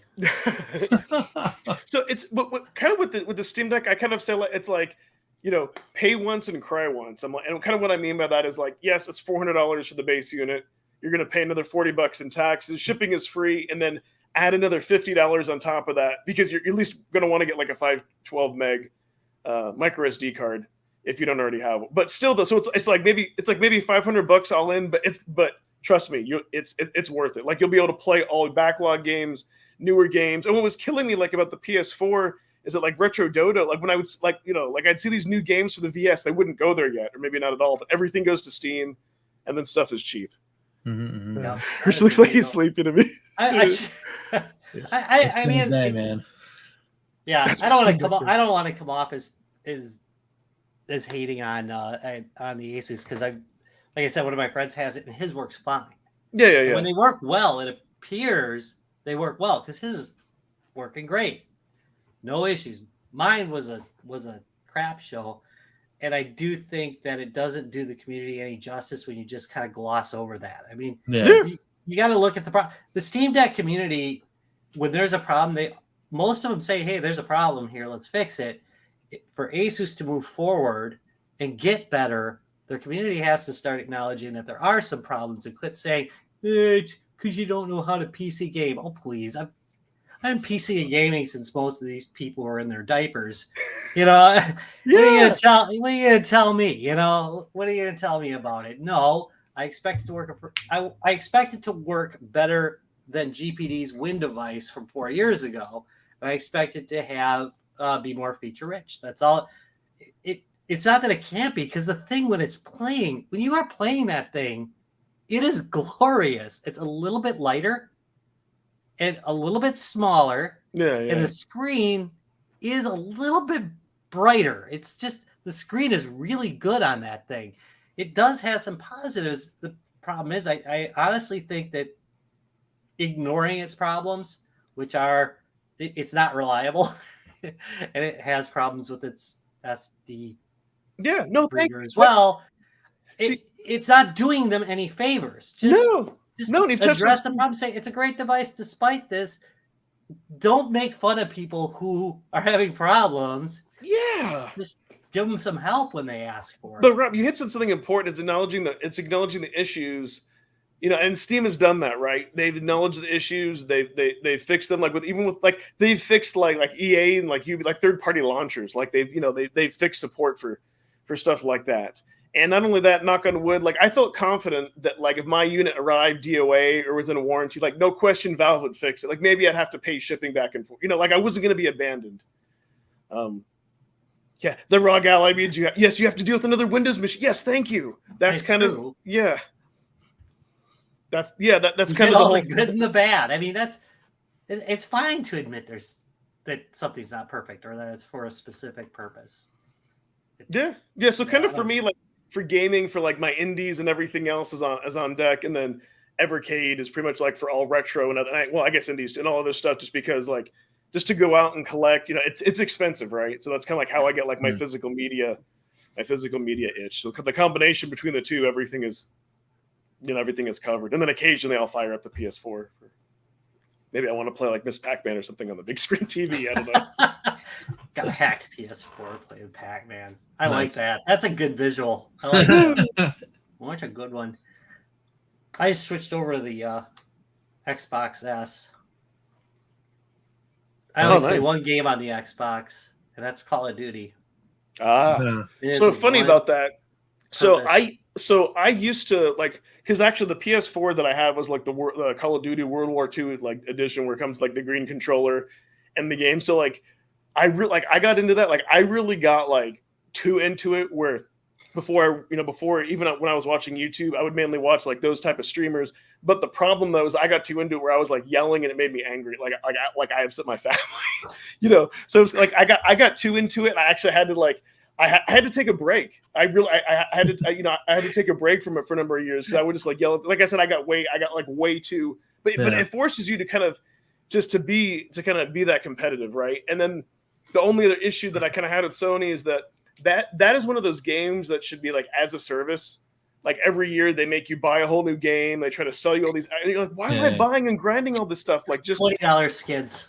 Yeah, that's Activision. Though. You know what? So that is the monies. That is one thing that turns me. That's like one of the reasons I think why I haven't even bought like Tekken 7 is any type of game that has like DLC that's full of like skins or other stuff that we used to get for free. Like even though you don't have to buy that stuff, that's just like a big turn on for me. Now I don't mind DLC like Dead Cells, for instance, where it's like a new expansion. You actually get like gear, like the Castlevania one. Like it was only $10, like that added a lot. But something where it's like, hey, here are all these skins, or they try to do a trick where they sell you a $60 game and then they make you buy microtransactions. Like, oh my God, I feel like I'm being microtransactioned. I'm like, no, when I buy a game, I want the game. These are macro transactions that they're doing. I mean, heck, I'd run around as a Terminator for $5. For $20, right? Exactly. Joking? I I think kind of that. So here's the other thing too that I kind of feel sometimes with like modern AAA games in general, that you have like big teams of people that are just so like, maybe it's one guy's job just to generate, let's say, like boots, maybe some guy's job to generate grass, and you have like maybe 100, exaggerating of course, we have like 100 people on a project all trying to work together. Or you have something, let's say like Stardew Valley, that one person worked on, it took them 4 years, but you can, and that game has never sold DLC. Like my kiddo still plays it like on her phone. They're still doing updates. But like something like that game is like so well polished, and I feel like I would have loved for that to exist back then. But you just buy it once, and I think in the end, a developer like that makes more money because they're not trying to nickel and dime people. I don't know, but there's more control when you have less people work on it. That's. I mean, Activision would beg to differ, but I know. think that people are happier. By the way, I absolutely lose it in Call of Duty. It drives me bat crap crazy. I'm not. Yeah, and I'm having to compete with like other like 13 and 16-year-olds, and my reflexes aren't there. Yeah, the problem is almost any network hitch or anything else that's going on, it can really bug the game. If you get the wrong server, you can just not win. And plus, I hate anybody that's better than me. Everybody that's better than me at Call of Duty, I mean, like the record is cheating. It forced exactly. It forced me to be too competitive, where it's just kind of like you start to form like this hate, and I didn't like the person I was becoming, and I kind of saw how my fam, so I had to like take a step, kind of a step back. Glowing eyes, and you're like, yeah, dude, seriously. People send messages. I've never thought that I'm going to go send somebody a message because I didn't like the way they play Call of Duty. So a few things that I have had some positive experiences. But yeah, this like other online games with PS Plus, I've had some people send me messages like, "Oh, I guess you've never played this before." But I did have here's probably some of the greatest feeling that I've had in Call of Duty. Not the actual game, but what's the free version? Where like it's like the last man standing. Warzone, right? Yeah, like so with that, and also too Apex Legends, I've had a few very positive experiences where me like just like to be like either doing like the one-on-one or to be able to take a team and play with strangers and all collaborate, either you're on voice or not, and just beat that together. It was just like the greatest feeling in the world, And like with some of those like with Apex Legends, I can remember sending like when I've had those good experiences, like, "Hey man, you were awesome. Thanks." Like people like you work together, like maybe like you can tell they're a better player and maybe they had to carry you a little bit, and that was awesome. Or like when Warzone was new, I remember doing like playing like either the 3-on-3 and like the dude on my team had died, but he stayed there. He's like, "Come on, man, you can get it. That person's around the corner." Because I tell you here's the most nerve-wracking feeling, and I've only maybe had this happen 2 or 3 times, but when you're playing on a team and it's down to 2, like the real game begins when you get down to the last like 5 people. It's like you don't know where they are, they don't know where you are. It's so quick, and especially when it's just like you, it's like you're like, "Okay, I've got to win this. Number 2 doesn't matter." And it's just like down to like at that point your adrenaline. It's just, but to win though is the great. It's just like it's the greatest feeling. Like it was like better than like getting any type of unlock or any gear. But so I've had some really good experiences, and I would go back to that. And then just the whole month, then it turned more into Fortnite, having to grind out stuff. So, but there are some positives. Once, and I said, "Nope, I'm too old." And then you do get people 2 skills. I only have 1. Yeah, and that's like keeping up and grinding just because you can get the cosmetics. It just. So I kind of had to take a break from that. Now, I do. So yeah, with Lloyd playing Analog Pocket. So funny that more than Evercade. Yeah, so funny that you mentioned that, because it's at some point might be a Christmas present, but I kind of want like either a Game Boy Color or Modified Advance. To be able to have like, I really want a better screen on a Game Boy, so I can totally relate. Because matter of fact, like on the Pico 3 collection, there's that one arcade game that was converted into a Game Boy Color game, and like that game like looks so good. I'm like, oh, I want to play more Game Boys more Game Boy games on a better screen. So that might be something I might have to do, and then maybe buy an SD card, or if not, I have Analog's really a nice. If you can get one, like if you can find one for $200, and afford one. Done. Yeah, right. They're nice though. That's some well put together. I hack all mine. I mean, they look pretty good though, but they're not analog. they're like the people that like take a Lamborghini body and they put it on like a Volkswagen. Yeah, it's like that. That's what I do. Yeah. Nice. Hack a nice screen onto it. Yeah, it's fine. Because the problem is, if I have this here, like in the light at my desk, it's fine. But then when I go in the living room, I mean, even Game Boy Color games show up more. But sometimes either like Tetris or, as you mentioned, like Miss Pac-Man, like I have like not when I have the Namco collection. That Miss Pac-Man plays really good because you can choose scrolling, so the screen actually moves with you, so you're not like having to look at a tiny. So if they did I'm kind of thinking about that, like if Blaze did come out with one of the Super Pockets, if they tried to do something like put Pac-Man on, like Pac-Man Arcade, that's going to be too tiny, like to play like in Tate mode on a 2.5-inch screen. Yeah, that game would be. Yeah. Yeah. But yeah, anyways, yeah, I hear people saying, yeah, I really like that version of Pac-Man, by the way. Anyway. Yeah, at some point, I'm just for nostalgia. But see, what's weird, like I'd almost like to have like an IPS screen and an OG Game Boy would be more nostalgic, but then having like the advanced, you'd be able to play everything. But yeah, at some point, I'm like, well, maybe you mod it yourself or not. I don't know. But it would be cool to have a Game Boy, unless Blaze comes out with more Game Boy games. You know, on the Game Boy Advance, I did it. It's over there. I did do the screen mod on that one. That one's easy. I would say it's probably one of the easiest mods I've done. It was pretty painless. So if you get yourself a Game Boy Advance, you can put a new screen in it, and they're pretty nice. I get cheap Chinese knockoff screens, but if you got like a real Ben or something like that, you could. But here's the other weird thing. Nice. So, not only that, but I've also wanted like some type of vertical handheld, just for nostalgia that can play game. And I know you can get like they have like the version of the Game Boy Advance. It's all in metal, like the SP you can put in a metal case. But I don't. That's kind of my dilemma. Like, do I want like something like the regular Game Boy Advance, like an Evercade? I just kind of wanted a nostalgic vertical handheld, and it's like, yeah, if you could get a hold of an Analog Pocket for $200, that seems like a steal. That actually, yeah, that's not too bad. I thought they were more than that. I thought they are. That's what Yeah, I that's think. 50, right? Yeah, they're $250, but you're gonna have to buy one on the secondary market unless you want to wait like a year or two to get it. You know what I mean, that's... yeah, I was on their website a while back because I came that close. But here's close. the other I was that thing. Close. Yeah. Is that so? To me, I have no problems playing them on like hardware core versus software. Like I'm not like necessarily hung up on that. And I could get all that stuff on the Steam Deck, but again, I think I want it more for nostalgia, right? Because I could install EMU Deck. I don't know.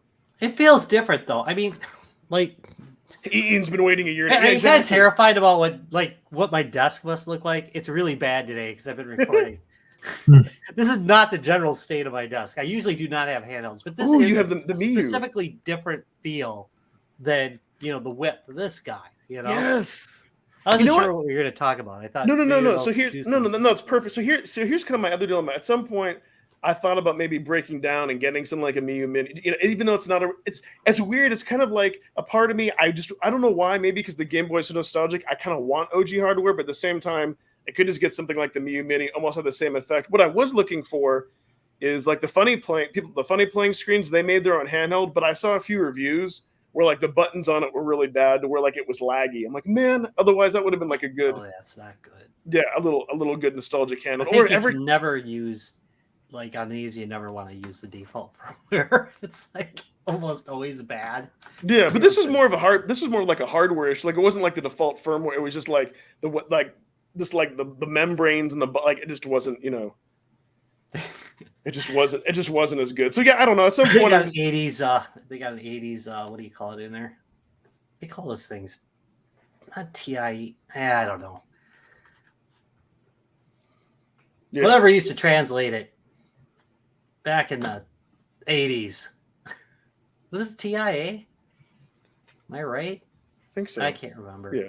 But anyways, that's the thing I struggle with. Like, for nostalgia's sake, sometimes do I want that or not? I think, well, if Evercade came out with more Game Boy and Game Boy Color games, maybe it would have scratched that itch. I don't know. But it's kind of like, They should come out with more of them. Yeah. My quote. I'm going to quote you. Buy and cry once, get a pocket. Oh. That's about right. Yeah. No, I hear you, man. My whole main, because for me, like, one of the things I love about Evercade is that, and also getting things digital from Steam Deck is kind of like in the moment, what comes out now. It's like if I have to wait months for something, then like the hype kind of, I don't know, like the hype kind of dies down for me. And then it's, we're waiting like a year. Like, I don't know, will I still want it a year? You know what I mean? Like, and just for me, like, I don't want to tie up that, I don't want to like tie up that much money. I think it's like a pleasant surprise when it shows up. The Atari was cripes. I think I ordered that. I pre-ordered the, not Kickstart, the second Indiegogo. one. Yeah, I Indiegogo'd it. And it was, holy crud, it's here. It's here. Yeah. Like, people said it would never make it. Yeah, no, that is. I knew this is a good thing. When AMD announced it, it was pretty much all. Nobody covered that, by the way, in the gaming press because it didn't fit the. We're gonna get in. Get off my lawn! But nobody in the gaming press covered that. AMD announced that they were making the chip for it. That is almost. It doesn't say that it's gonna come out, but it says that this is probably not a scam. If you're dealing with partners, it's not. Probably not a scam. Probably not a scam. Decreases the chance. And that was a big piece of the puzzle that a lot of people miss. That doesn't mean it's going to be the machine you want it to be. Right. But it does mean that they probably will produce it. But it goes back to, we just circled back to, is it a scam or isn't it not a scam if they deliver what they said they were going to deliver? Right. See, y'all are making me want to pocket like a Steam. So here's the only other thing, and I know this might sound kind of dumb, but for me, then there's a dilemma. Let's say you do get a pocket. Like the whole point initially was to play physical carts, but then do you jailbreak it? Do you? I don't. Again, these are kind of like more like Ed things. I think, you know what I mean. Like, do you just want it as another device to play, or do you actually want it because you can pop in physical cards? So those are some of the like Evercade. It's like almost like it's clear, right? Like it's designed for that. Right. So that's I've never felt the urge to hack the Evercade. I did consider that was another thing that we were talking about with the Guys Games and Beer crew was that maybe we should get one of those multi-carts for the Evercade and just put some of the games on there. I mean, I bought them all, so, but for display purposes, that would work better because then people aren't always switching them in and out. And I'm a little bit worried about that cover, like somebody, like a kid breaking it off. Not that we've ever had a problem with that. I told you, we've broken far more equipment than visitors ever have broken to one of the conventions, but still you worry about it, it's in the back of your mind. So we thought about getting it for that, but it kind of defeats the purpose. The whole point was to have the physical cartridge, Look at, see, I got examples of everything here. I was ready. There it is. No, that's awesome. No, I hear you. That's why I kind of feel like, hey, this is just the one device. Like, there's so many other devices to hack. Like, Evercade is made to have cards. So can we just, I'm with you. Like, and that's why, like, if you do want to do those things, like, you can load them on a Steam Deck or any of those other, like, Chinese handhelds. And technically everything is made in China, but you know what I mean? Yeah, I was made in China. I mean, we're all made in China now. Right. Everything nice. is now. Rob has a carnival behind him. I don't even have the other lights on. I meant yeah, okay, yeah. Oh, yeah, I was noticing that. Lights. Okay, I was wondering that was, yeah, okay, he does. Sometimes they make me get seizures. Oh, jeez. Oh, God.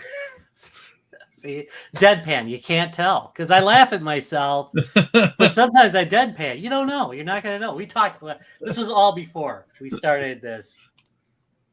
So would you say, so it's primarily is the Steam, like, for as far as for main, it's pretty much like the Steam Deck and then PC or on a Mac. Like, would you say that that's your main way of gaming, or do you still play something like the Switch? I play the Switch every once in a while just because it has some games that I don't have on the other platforms. The Mario games are on it, but I'd say the Steam Deck right now is the number one thing I game on. I still do, believe it or not, the Atari gets some play just because it's the controller. The new VCS. It's kind of fun to play with the controller, so I tend to download games for it that are for that. Almost everything else I can emulate. The classic controller? Huh? The classic controller? Yeah, the classic controller. I just, it's fun to play games with. Yes. Hey, that's like, they used to sell those, didn't they, for the original one? Like the little ball top? Man, that's pretty cool. That's the one that a lot more comfortable. You 3D printed that, right? Nice. Yeah, I made that. Yeah. That's pretty darn cool. I like that. Yeah. You should be selling that. Yeah, I mean, I don't know. It's just all right. It's a limited market, I'll admit, but yeah. Open an Etsy store, we can link it paint to it or whatever. The Atari grip stick. That's Call right. do like a 70s commercial for it. Like a late. Yeah, Well, that would be hilarious. A late 70s Atari commercial. It would I've be got Rich. I awesome. got. If you do ever do any type of online store, just call it Rich's Riches. Rich, You know, nice. like with the apostrophe. You know, Rich's Yes, Riches. yes. You better rush out and get the trademark on that right. Right? Oh, I should have said that on cash. Yeah, somebody's got the URL now. Somebody's gonna steal that Oh my goodness. right away. I'm changing my channel name right now. That's awesome. Yeah. Bad branding is my thing, though. So I don't know if I'm the person to trust for whether something's a good name or a bad name. The guy that put a 0 in the middle of his name. Come on. Ah, there you go. You know. 10 years ago, me was a big butthead. It was like 15 years ago. Yeah, Unsung here. They just put an announcement out in the Discord, right? On the Atari Discord that they must be getting close to ending it because they were talking to their beta testers. For Unsung? Yeah. Yeah. I just saw some. Ooh, I'm excited. Mm-hmm. I'm very excited. Yeah, I kickstarted Unsung Heroes, so I'm in that beta and What do playing. you get? What do you get with your? Do you get a physical copy? I don't think you get a physical because I chose VCS as my platform. Oh, okay, as your destination. So you get I think they do send you some stuff though, like some physical stuff. And, that's cool enough. Do you have an NPC named after you or something? Isn't that one of those? if you get those other tiers, but no, I'm in the you get your name in the credits and you get the beta when no one else gets the beta and all that kind of stuff. Yeah, Lloyd, my name's in the cave too. Nice. So, okay, yeah, your name's nice. Yep. Yeah, it's pretty neat. It's pretty neat. Is that code? What? Oh yeah. My name is in the cave. My cave. Oh no, the name is in the cave. Go get it. Hey Rob, Phantom can relate. He was thinking he had a COBOL error back in the days because he had an O instead of a 0. Yeah. COBOL. Wow. Yeah. COBOL programmers. For a while, you were probably making about $1 million an hour. Right. For that limited time. Like was it 2000 when everybody had to have their COBOL stuff coded for Y2K? Oh, yeah, right. Yeah. They were looking for people specifically that knew that to go back and fix. Yeah. Yeah. I was not a COBOL programmer, but I patched a bunch of stuff for Y2K. Made a killing. Nice. If you just would have waited, Windows did it itself. But anyway, I wound up finding out. Speaking of Y2K, I had a Y2K bug that came 20 years later. Get out! Wow. Yeah, somebody had an old school database to run tuition management software or whatever, but for whatever reason, they never programmed past 2019. So when it became 2020, the program stopped working because it didn't recognize. It thought it was 1920. Wow. So there was no way to tell it definitively. No, you have to go past this date.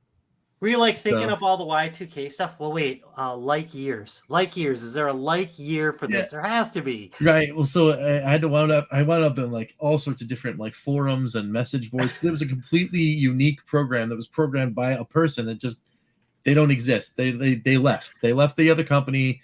They don't care. They're not supporting it anymore. So I wound up finding the answer though. It's editing bin files and INIs. And I made it work, and it works. That's so awesome. It was wild. Nice. So what we're talking? Okay, so I have a funny story that I can share. So back, in 1999, the company that I worked for, in tech support, I was out of college, whatever, as a temp, and I can remember at the time, this lady called in and had a laptop, and this is how old the laptop. It was running Windows, 3.1, which is still old for then, and the actual screen was in black and white. Yeah. And this call sticks out of my mind because I think then she was wanting to get all the patches and everything in preparation, for the year 2000. And what she said, it just stuck in my brain and cracked me up. She's like, what? She's like, it's still a great computer. I just want to be able to patch to use it. It's only 7 years old. I kid you. She said the fact that she said it's only 7 years old. I was like, okay, Just like, but I think that's probably one of those ones where I had to mute myself. But yeah, that of like anything that's stuck in my brain. It's only 7 years old. It's just I don't know, kind of like when Bill. 486. Yeah. Yeah, like when Bill Gates, something like when Bill Gates said, like, I don't know why anyone would need more than 64K of memory. It's like one of those things. Yeah, only 7 years. Like that's super ancient for computer. Now, if you have anything that's a few years old, that's considered old. So yeah, that's like a dinosaur. Only 7 years. I was like, okay, 7 years. Yeah, only 7. In and that's 1999. That is and that's what pretty that was the one time. And the thing just looked old. I think it was clunky. But it had a black and white screen. That's only 7 years old. So it's like, if you do the math, Man, it's black. That's so not even like like one of those fancy the orange screen. What are they called? Amber. Not even a fancy amber monitor. Yeah, no, fancy pants people. Yeah, that's for the hipsters. Darn hipsters and their amber screens.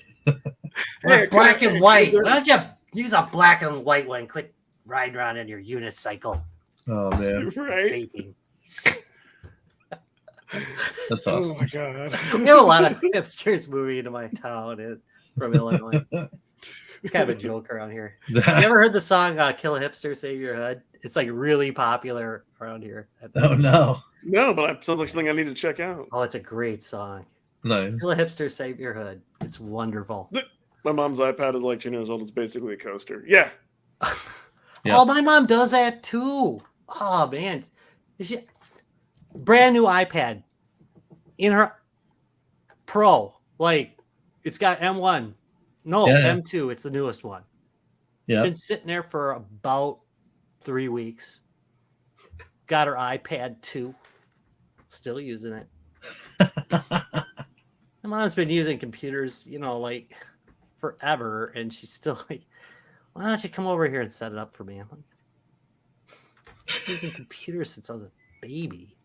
That's awesome. I think you need the help, but anyway, so yeah, she runs and her Macs are like super old. I mean, she's got, how people say, oh, my Mac lasts 7 years. That's like her new one. She's got like a 12, 13-year-old Mac that she's still. I'm almost sure it's like still a G series Mac. Wow. I might be wrong. It might be like an early Intel, but wow, insanely old. That's wild. Insane. That's wild. Yeah, she keeps saying she's gonna buy a new one. She's been saying it for about 5 years now. Hey, whatever still works, right? She's an artist. She doesn't like to change that stuff up. So I can. You know what? I can kind of. Yeah, no, I can kind of get that because like I don't know how it is on Mac, but at least on Windows, like with it, like, and maybe it's just me, but at least like with Photoshop and Adobe Premiere, I feel like it's like whenever new updates come out, like usually like it'll break something, and then I have to wait a while to patch it. So it's like every other version works for me. So like earlier today, I updated it and it was fine. But yeah, I don't blame her for not wanting to change up because then either that or sometimes like if you haven't then like done it done the updates and all, like the whole interface will change. You're like, why the hell did they move this over here now? Why are my effects over here? Yeah. So I totally I totally get that. The one thing I do love that Adobe does, I like how every new release they have like a new startup screen, which is kind of cool. I do. Yeah, it's the new stuff when you have like, oh, it's the new picture. Yeah. Yeah. I use the heck was it? I used to use for everything the light. What's the light version of Premiere? What Elements? Elements. And, yeah. Every splash screen is a new you want to buy the newest one.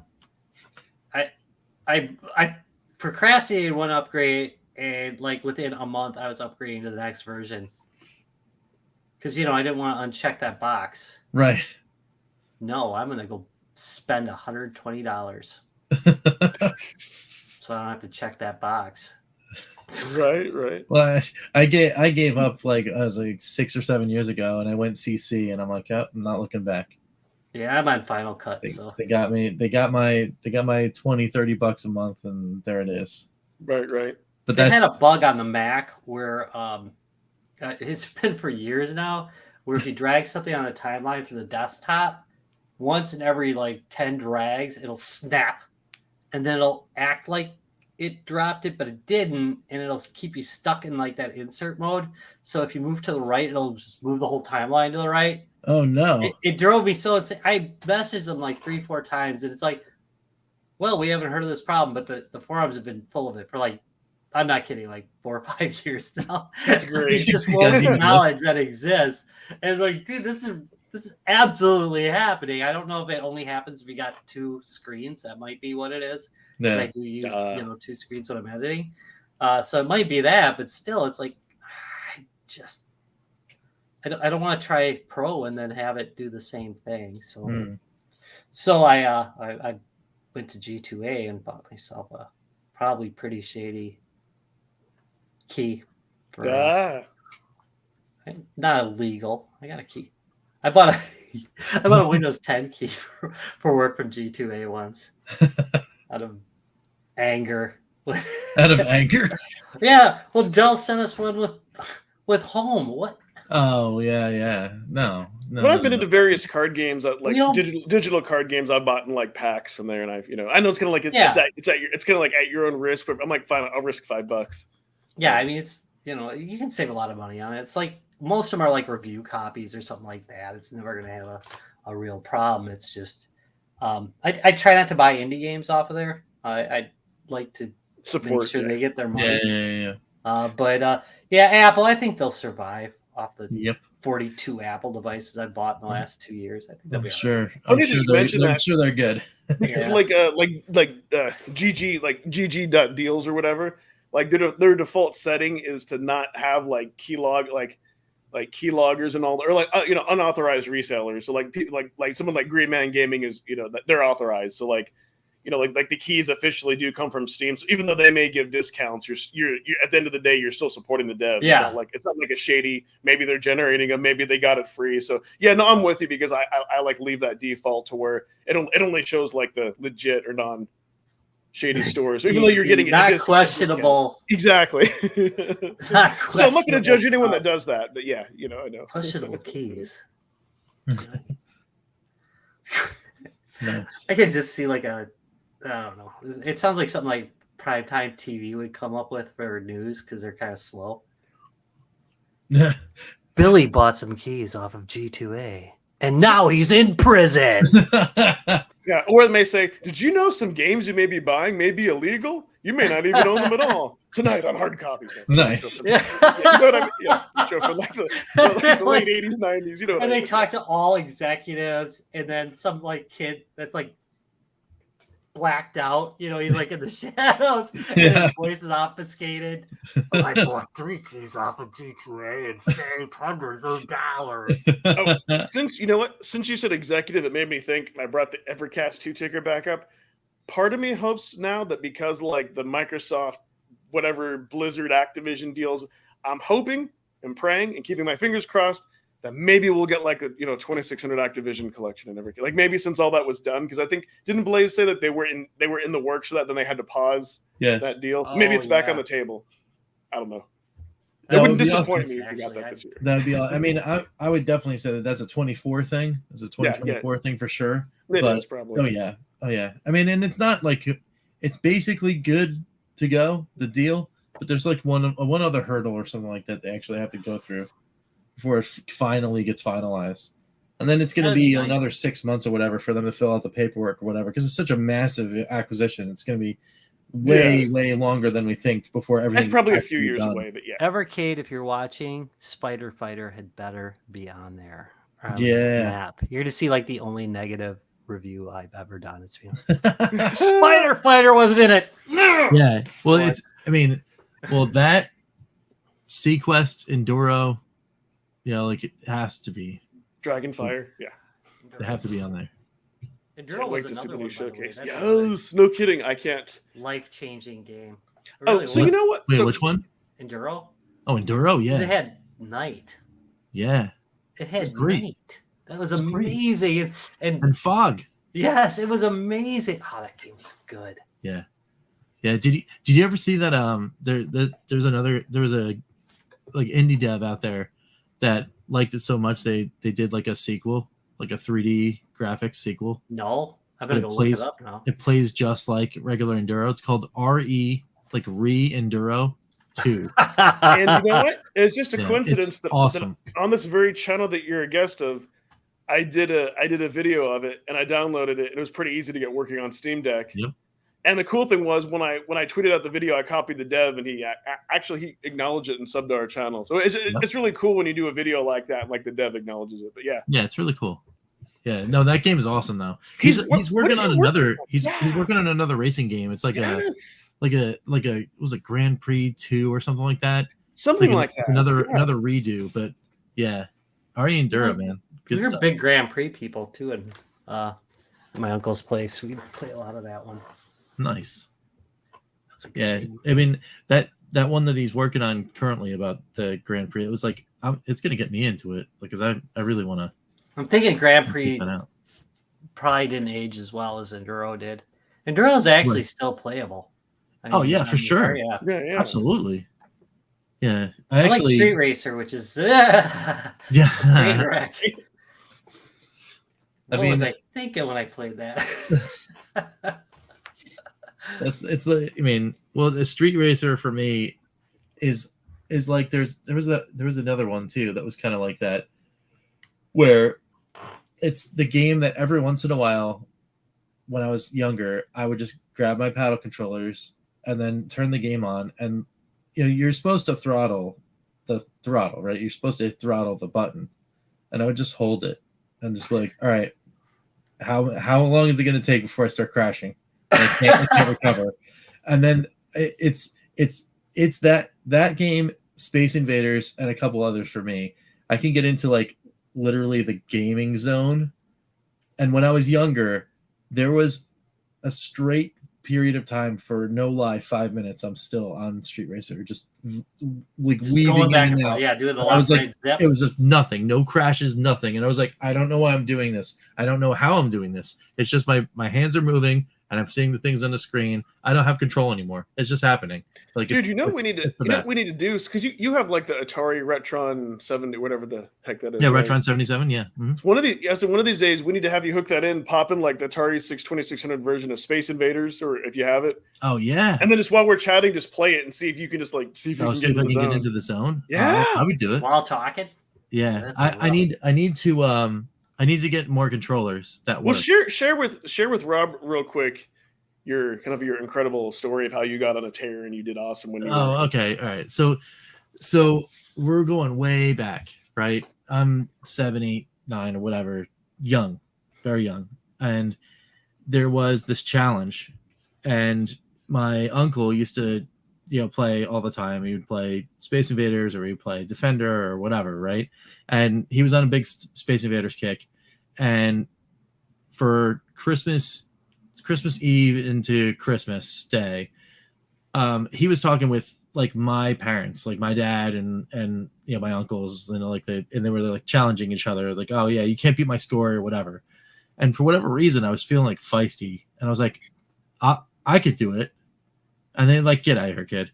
And I'm like, no, seriously. And then like, no, like you're not gonna beat me, because like I had like their big claim to fame was like I got so high of a score, I rolled the scoreboard, right? Like, which isn't really necessarily hard to do on Space Invaders on the Atari 2600. It's 10,000 points, so it's like not amazingly hard, but you need skill, but you can do it. And I'm like I could probably do that. And it's like, yeah, well, you can't roll it twice. And I'm like, okay. And it's like, and then there was this like bet, right? I couldn't do it before New Year's Eve. And it's like, don't tell a 7 or 8 year old, like, there's nothing else better to do than sit at this game for hours on end, that you can't do a thing before a time frame, because that's exactly what's going to happen for the rest of my life. Like my entire life for that week was sit down in front of this game and do it, right? So I tried over and over and over and over again, and it was like I was sort of getting there, not getting there. I had a good streak, and then I would like die right before I would roll it, and I'm like, darn it, like. But then the morning of New Year's Eve, we're about to go to the party. It's like 3 or 4 hours, whatever, and I'm sitting down, and I play, and it just turns on. The zone is on. I just kept going. I rolled it. I got excited. I started it's like, Dad, I need somebody. I need a witness. I need a witness. Like, I did it. I did the thing. And it's like, I'm still doing it. Like, just get in here. And he's like, whatever, I got to get dressed. Like, I don't care about the stupid thing, kid. Like, And then he every once in a while he would come back, and he's like, "You still doing this?" And I'm like, "Yeah, I'm still going. I did it. I did it again. I rolled it again." Like it's like like it was like I get the 30,000. Like I rolled it again, and it's like it's like I'm just like losing my mind, but like I can't like controls. It's just happening. Like I'm like fully cognizant that other things are happening in the room, and my hand is just doing it.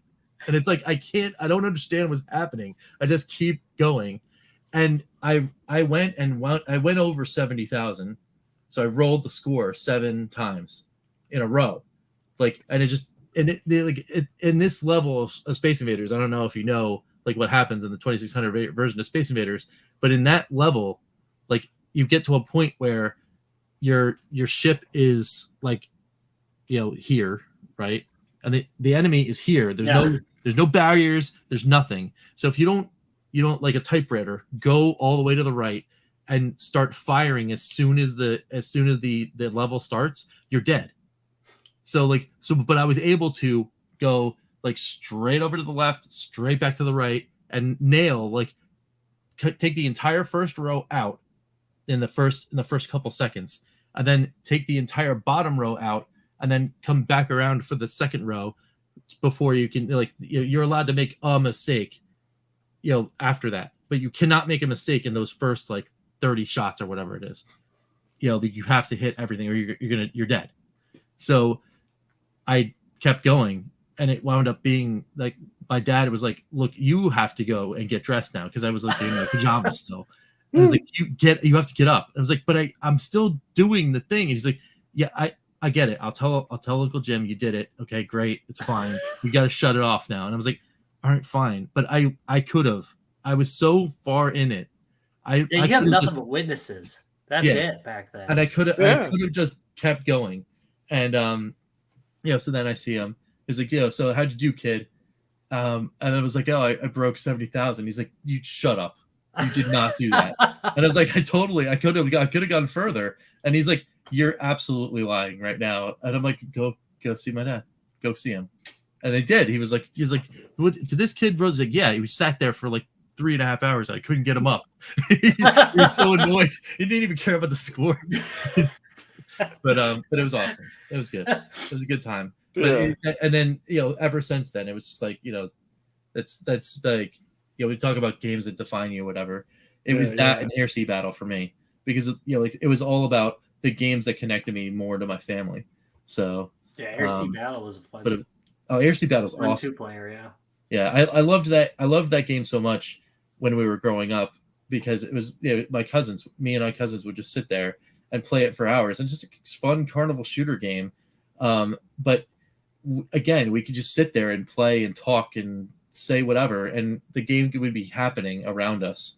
But for whatever reason, it was just like the thing that connected, the feeling of being together, and it was just so cool. And I liked it so much that I actually wound up in the when I was a senior in high school, I wound up reprogramming that game as an homage for my final project in my programming class. And I was supposed to make a calculator, but instead I made Air Sea Battle.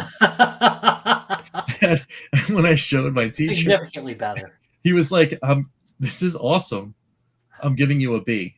I'm like, why? It's like, I wanted a calculator, not a video game. But if before the end of this period you can get me a high scoreboard, I will count it as a calculator and give you an A. That's good teaching right there. It was awesome. Right? Yeah, and then I set up a high scoreboard before the end of class. And then that day we sat down after class and we played together, me and the teacher. It would be great if cool. Somehow you still had that stored somewhere in the cloud. Oh man, if I still had that code, dude, I would been I'd be so happy. Dude, I would love to see let's see that running in a DOS simulator or something like that. Well, it wouldn't have been because it wasn't Windows. I programmed it in True Basic on a Mac. Oh, okay. So, and it is a little bit different, like the object oriented programming stuff. The commands you have to give it in Mac is a little different than in Windows the what is it, IBM, I guess, that back then, or DOS or whatever. But But yeah, I mean, if I still had that, man, it'd be on. And then make your kids play it. Yes. Yeah, Please like make- look make at them this. play I one, made yeah. this thing. Yeah. Yeah. Well, every once in a while, like if I see like NES Maker and all that other stuff, and it's like one of these days I'm gonna go back and I'm gonna tinker and I'm gonna make another game or something. Dude, you need to like Indie Heroes like 4 or 5. You need to. Yeah, you need right. To, I mean, why not? You know, if I Yeah. could do it when I was, like a, plucky senior in high school, like I could probably do it. It's just the time thing, right? yeah. So I don't know how many hours I spent during that last 2 weeks when we were building that project. I think it was like Space Invader. It was like every waking moment I was buried my head in a book trying to figure out, because it wasn't like the internet. I could go online to learn how to program. I had to go get books, because there wasn't that stuff there, right? So What's I a just book? buried my head in there and like, how do I make the thing on how do I make a thing on the screen that's not a word, and then how do I make that thing move, and then how do I make it shoot, right? Like that kind of stuff. Yes. Yeah, it's true. If you Well, want. he already did it though, Lloyd. Yeah, I'm already actually in it. He's in it. Yeah. He was among the first. I thought maybe he What was we saying do- because what I we think do Rob need said to he get- wants to update it. I don't know. They It's up to him. paid me $500 for that spot.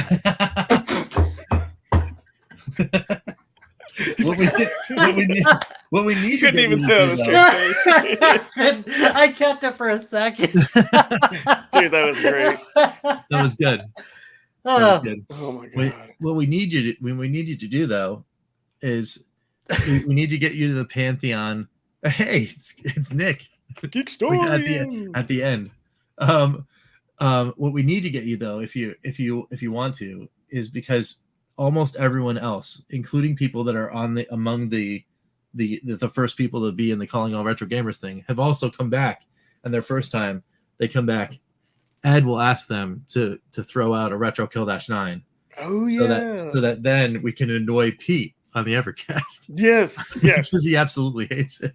Yes. Yes. And actually, yeah. And So Ian would Hopkins you is the like one to join the responsible. pantheon of people that are annoying Pete? It's what I'm asking you. And I feel like let I me have to okay. do So that. let me give you an example. You may let me give you an example. You may recognize this YouTuber. Kill dash 9.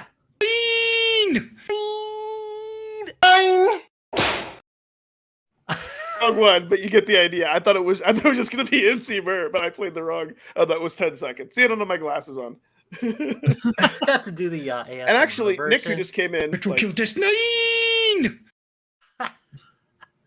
that was his version. I'll give you one more. Retro Kill Dash 9. Oh Sorry. my gosh, he did a bunch of them. Yeah, if you want to, I'd like to do this satanic one that I did. That one video. All right. Here, hold on. All Let right, me here. Retro Kill Dash 9, I will have your eternal soul. Oh, do that. Oh, I could do it again. yeah, do that again. That was just kind of like a demo thing. Retro Kill Dash 9, I will have your immortal soul. That was awesome. Oh my god, yeah, it does annoy Pete. Yeah, Yeah. That's the Because best thing to do. every time, and it's usually Ian. Yes. he'll just be like, "Hey, we need it," because every episode it started. I don't know how it started, but well, it We'll annoys just- Pete so much he like threatened to take Evercast away from like hosting it on my channel. Like that's how much that's how it's much true. it bothers him. It's true. It's the Yeah. best though. Yeah, it is. It's all We good have fun. fun. No, actually, I could tell you real quick. Just so it's kind of funny because initially I was Retro Kill -9, which you may know, Rob. That's like the Linux command, Kill -9, kill a process. So like kind of a cool PvP type of name. And then I added retro onto it. But it's interesting because it kind of became confusing to people, which I kind of get. But it's kind of this kind of like an inside. Like it just an inside thing with myself. And so I think one day I just said, "And I am Retro Kill -9," and I was just like enthusiastic. And then like Ian commented and said that, and he's just kind of kept it alive. So then it kind of became into this thing. So as long as he keeps it alive, and like in my last video, I said like my name is Ed. So I don't know. It's kind of like if my viewers still keep it alive, it'll live. But and then also like it also really annoyed Pete, so it was like it was just hilarious to see his grumpy old man reaction to it. So it was like it was just a win on both. Every episode, he's just like, oh. And it's like it's funny because I kind of keep poking the bear with the stick because I think I have one that's like I have one that's like 19 seconds and it feels like an eternity because like I really like slowed it down. Yeah, it's surreal. That one I use very sparingly. I'm like, do a flight out from Canada to my house to the US. Everybody's got to be in a good mood for that one. Yeah. But, yeah. Oh, hey, Mr. Shua, what's up? How's it going? We're getting close to pumpkin time, but thank you so much for hanging in. He may be our longest guest because usually like usually we all have like either other obligations or we get tired. Yeah. But well, I mean, we are currently. I mean, like it's been absolutely amazing having you. Yes. Like it's been a really cool like hangout. Dude. But like we stayed someone on topic. Yeah. But for me, speaking of things that are obligations, I must be in a very I have to go into what used to be a garage for fixing buses in the very wee early hours of the morning tomorrow, which is a half hour my time. Yeah, that's right. You're from tomorrow. But yeah, I must be in there, and then I must put things in boxes and then lift them up. Rob, are you also in the central time zone? Are you in central? I'm central. Okay, so me too. So yeah, so it's 10:30 for us. It's 11:30. So that's why I always feel bad at the Rich because it's like it keeps creeping closer to midnight. And then he probably has to get up like in 5 or 6 hours. And so I also got to get sleep at my desk. I don't. Yeah, I also got to get the kids to daycare and all that. You know what? I will. You know what's interesting? I will say too that not that people haven't liked our past, but I keep seeing a lot of like comments. Like people love, which is it's awesome to get like that appreciation. People loved having you on, so did we too. This was awesome, man. Yeah, absolutely, man. Absolutely, and we all. Oh, nice to have the pity guest on. It was no, it was cool though. It's kind of funny because like sometimes I kind of feel like when I ask people, like I kind of say who we are, I'll put our YouTube channels, and I kind of feel like people are sussing us out. But like you're like, yeah, I'm all for it. You responded back like pretty quick, like at the end of the workday. I'm like, sweet. It's like sure. What do I got to lose? No, but seriously, you're great though. I'm kidding. I get to talk to somebody and they're forced to sit there for a couple hours. Oh man.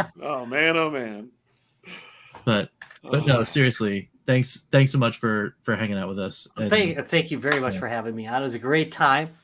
Yeah, absolutely. We covered a lot of ground. We did. Yeah. And we also have a complete open door return policy here on Calling All Retro Gamers. So if any time you want to come back and hang out, we are glad to have you. I'm totally in. So nice. Rob's channel is great. Yeah. If you haven't checked out absolutely Rob's channel, you need to remember that's retro with a 0. Yes. Which right. I think next time I'll show you my anime doll collection. Oh wow. I don't know. It's funny though because I can see how yeah, I know you're kidding. I know you're kidding. But, yeah, we're gonna put that in the title. Calling a Retro Gamer. Rob shows off his how straight was Rob's that? anime doll collection. Oh my god. Here's Sailor Moon. See, I thought of one. Sailor Moon. Oh my god. Sailor Moon. I will say that when I was looking to message you on Twitter, keep in mind I follow I did initially have trouble because I had to put that 0 instead of an O. I'm like, why isn't he coming up? It's like that's bad branding. I can see the difficulties. Bad branding. And then by the time I knew it, I should have fixed it. Like 5 years ago, I knew.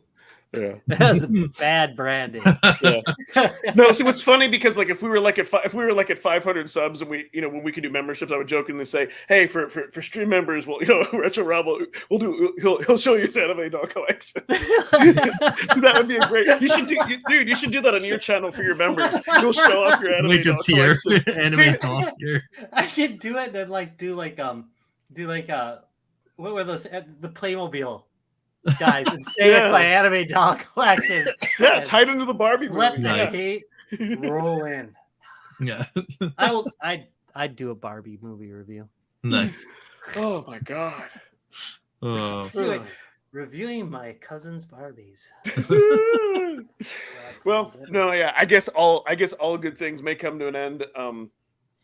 And all that, so we will have to go. But yeah, thanks so much for being with, dude. This was a blast. It's been a while since I've laughed so hard like this. So Yeah, no, this is awesome. This has been super good. Yeah. So thank you much. Yes, and also, yeah, thanks to the awesome chat as always for dropping in early, late, watching on replay. Yes. Thank you guys all for hanging out with us here. Thanks for the kind Origin words, by the Gamers. way, in the chat. Sorry, I was Yeah. in private chat for about a quarter of the thing before I figured out that there was another chat. Oh. Yeah, StreamYard is like it's a labyrinth sometimes. I mentioned I have 2 degrees in computer science. I'm a very smart guy. So I went to community college. That explains a lot. Oh man. Oh So- man. All right. Well, again, thanks everyone for hanging out with us. But until next time, we will catch you later.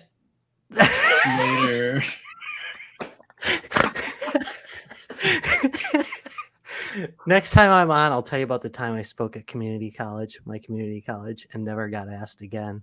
Oh, Your treat. That has to be a story that needs to be heard. For that'll sure. be a great next time. So yeah, definitely. All right. We'll catch you later, guys. One. See ya. Calling all retro gamers. This concludes our broadcast day. Click.